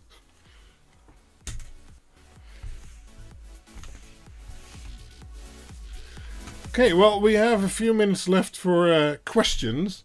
I guess I'll share a secret. Remember that house I was talking about that we've been looking to build for over 2 years now? This week, we signed for new land. So we are going to be building a new house and moving. Because we bought new land, so now we have to. Yeah, so it's happening. We're doing it. And... yeah, we're really excited. It's going to be a lot of work, but it's going to be very...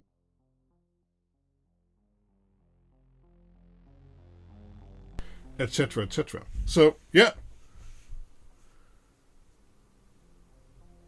Thanks, Alexander and Mr. Yeah, we're really excited about it. It's going to be a Quinn LED house for sure.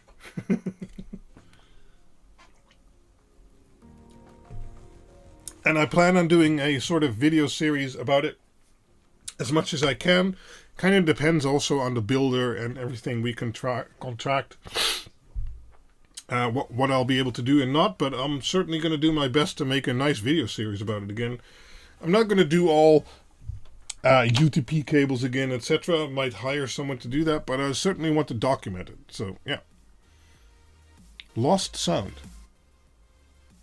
What sound? My microphone is still...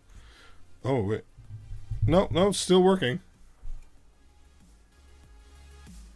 Just in time for this exciting secret. Hey there, little Papa John. Yeah, oh, Alexander, that might be a year from now. It's something I want to look into, so it could take ages. Do you have designed 500 outlets in the video room? Oh, it was gone for a few seconds. Okay, I heard a USB disconnection sound, so maybe that was it. But as long as I'm back. Yeah, I will get high on my own supply. Exactly, Dutch Taurus. Do you have a 100 watt power bank to recommend? Yes, I do. I have several of these. Let me look it up. And they are excellent.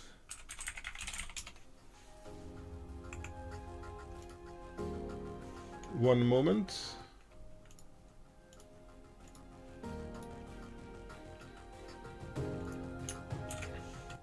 This power bank will do 65 watt charging, 100 watt output, and it's 2500 milliamp hours, so it's basically the biggest you can take on a plane, etc.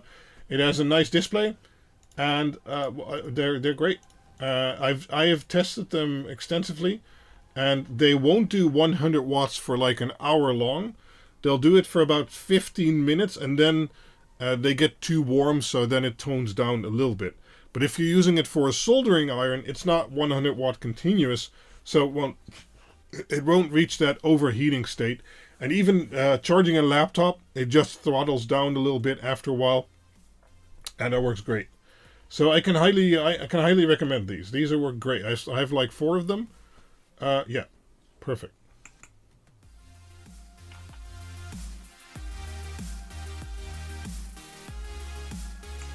Oh, we also have one of these.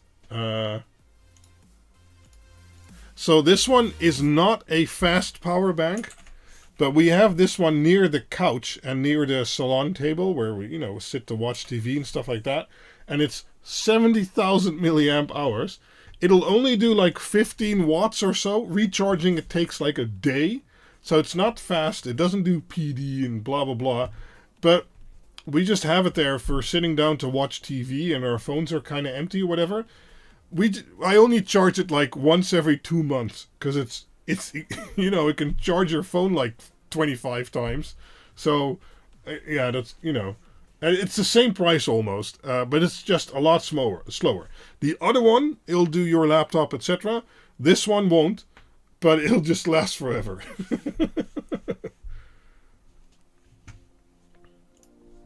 Do you have some AC to USB plugs? That sounds dangerous. That can control by HA, but in slim design. What? No, I don't know what that means. Check the video, Scott. You'll see which ones are the low idle current. I don't remember from head. Or talk to me on Discord, because you can't post links, so sorry.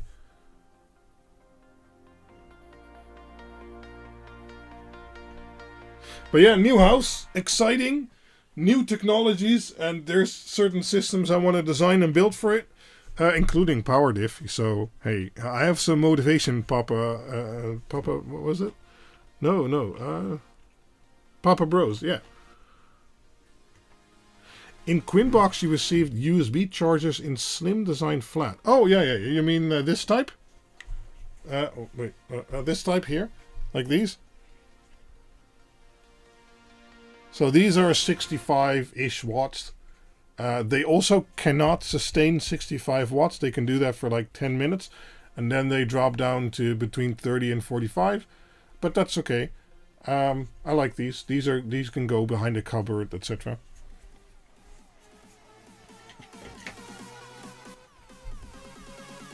So if you use them like for phones and tablets, they're perfect. Your new house with built-in AI, Skynet, who knows? Yeah, but control from ESP Home or Zigbee. Do you know something like that? No, I don't. No, sorry.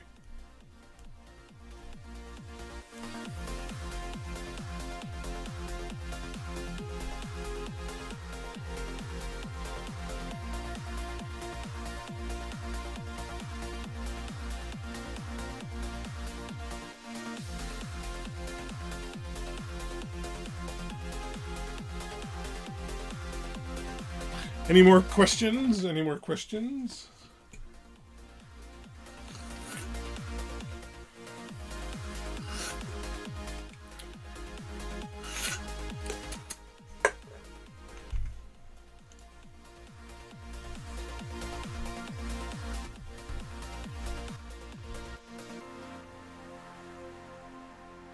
In new house will be Quinled.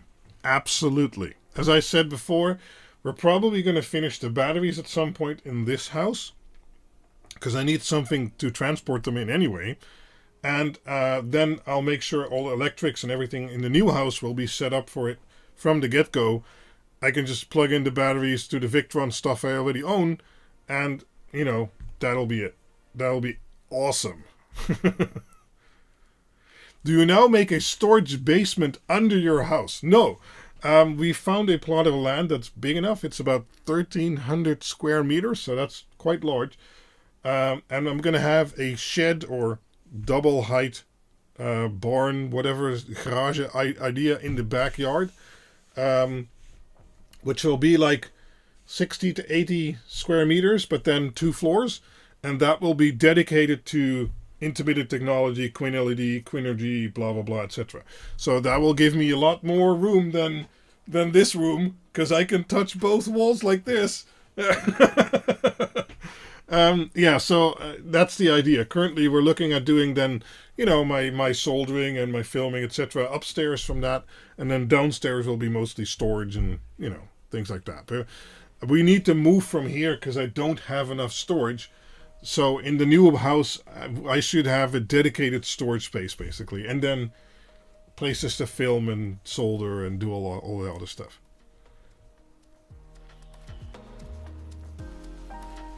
Wind turbine. I wish I could have a wind turbine that you know made sense or did anything, but then you have to have such a giant wind turbine that it's very hard to do. But solar panels for sure. Will it be controlled by HA? Yes, absolutely.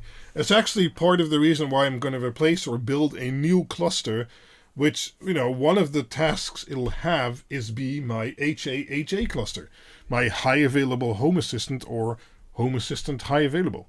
So that if a node fails or I have to take it down for maintenance or whatever, I can just move it to another node. No problem. Will there be a vent system for soldering? Yes, that is on my wish list. Absolutely. So that I can just have, you know, some kind of pipe coming down which will vent it externally and, you know, yeah, absolutely. Have you seen them 20 Desley heater that blow hot air? You mean diesel heaters or 12 volt? I don't know about any 12 volt heaters with hot air there, Nigel.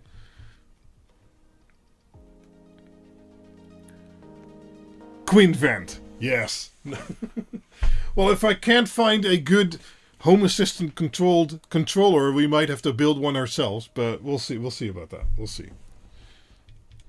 Who knows, actually, maybe an AN Penta Mini can already do it. Yeah.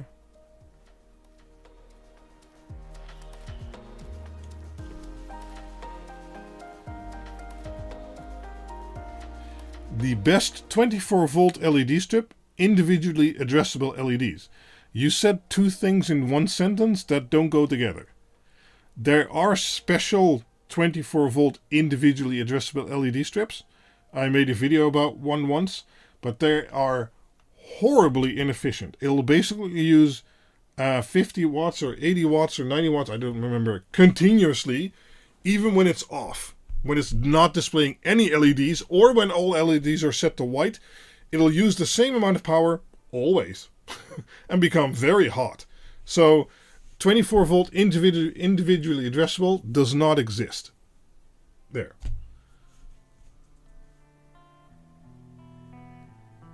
Just hack a Duco. Oh, well, maybe we should experiment with that sometime. I'll buy something off Amazon and see if we can run it from a AN Penta Mini or other AN Penta board. Oh, Pepsi is here just before the end. Nice.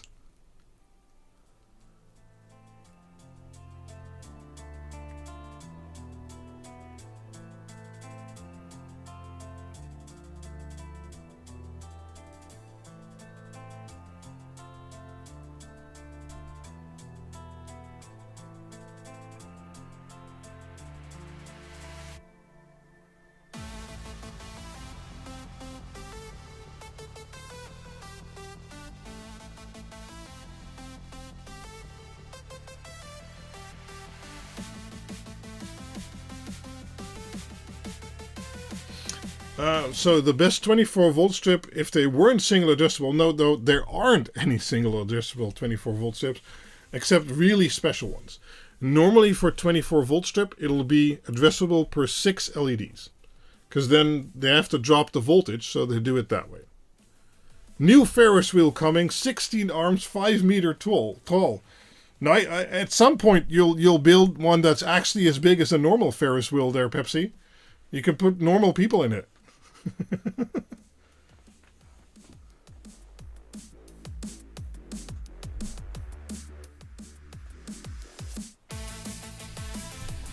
But I'll see you, Robert.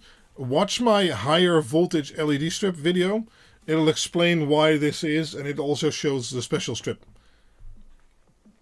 Been thinking about making a vent in the roof for soldering, 3D printing, and laser cutter. At the moment, I use Duco system triggered by a sensor in HA. Oh, well, that sounds good. Exactly, Elsie, but watch my video about it. It'll explain it perfectly.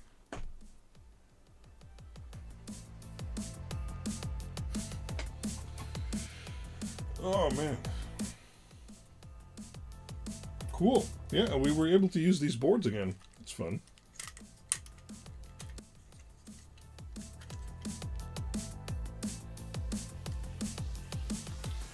Waterproof cob. Waterproof cob is still an issue.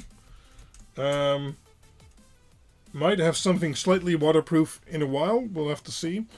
But yeah, I don't know. You could maybe put them in silicone yourself, for instance. Yeah, that's probably your best bet.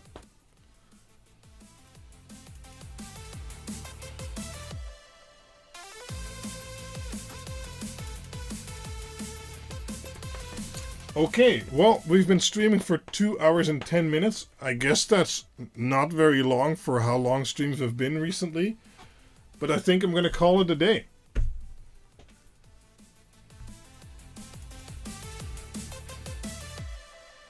Yeah, the WS2811s you'll be able to find waterproof for sure. So yeah, if there's no more questions, I thank you all for watching and joining me on my unscrewing hard disks and testing some buck converters today. I had fun, and we found a gem buck converter that is ideal for what I want to use it for. So thank you for joining me in that journey. Thanks for watching.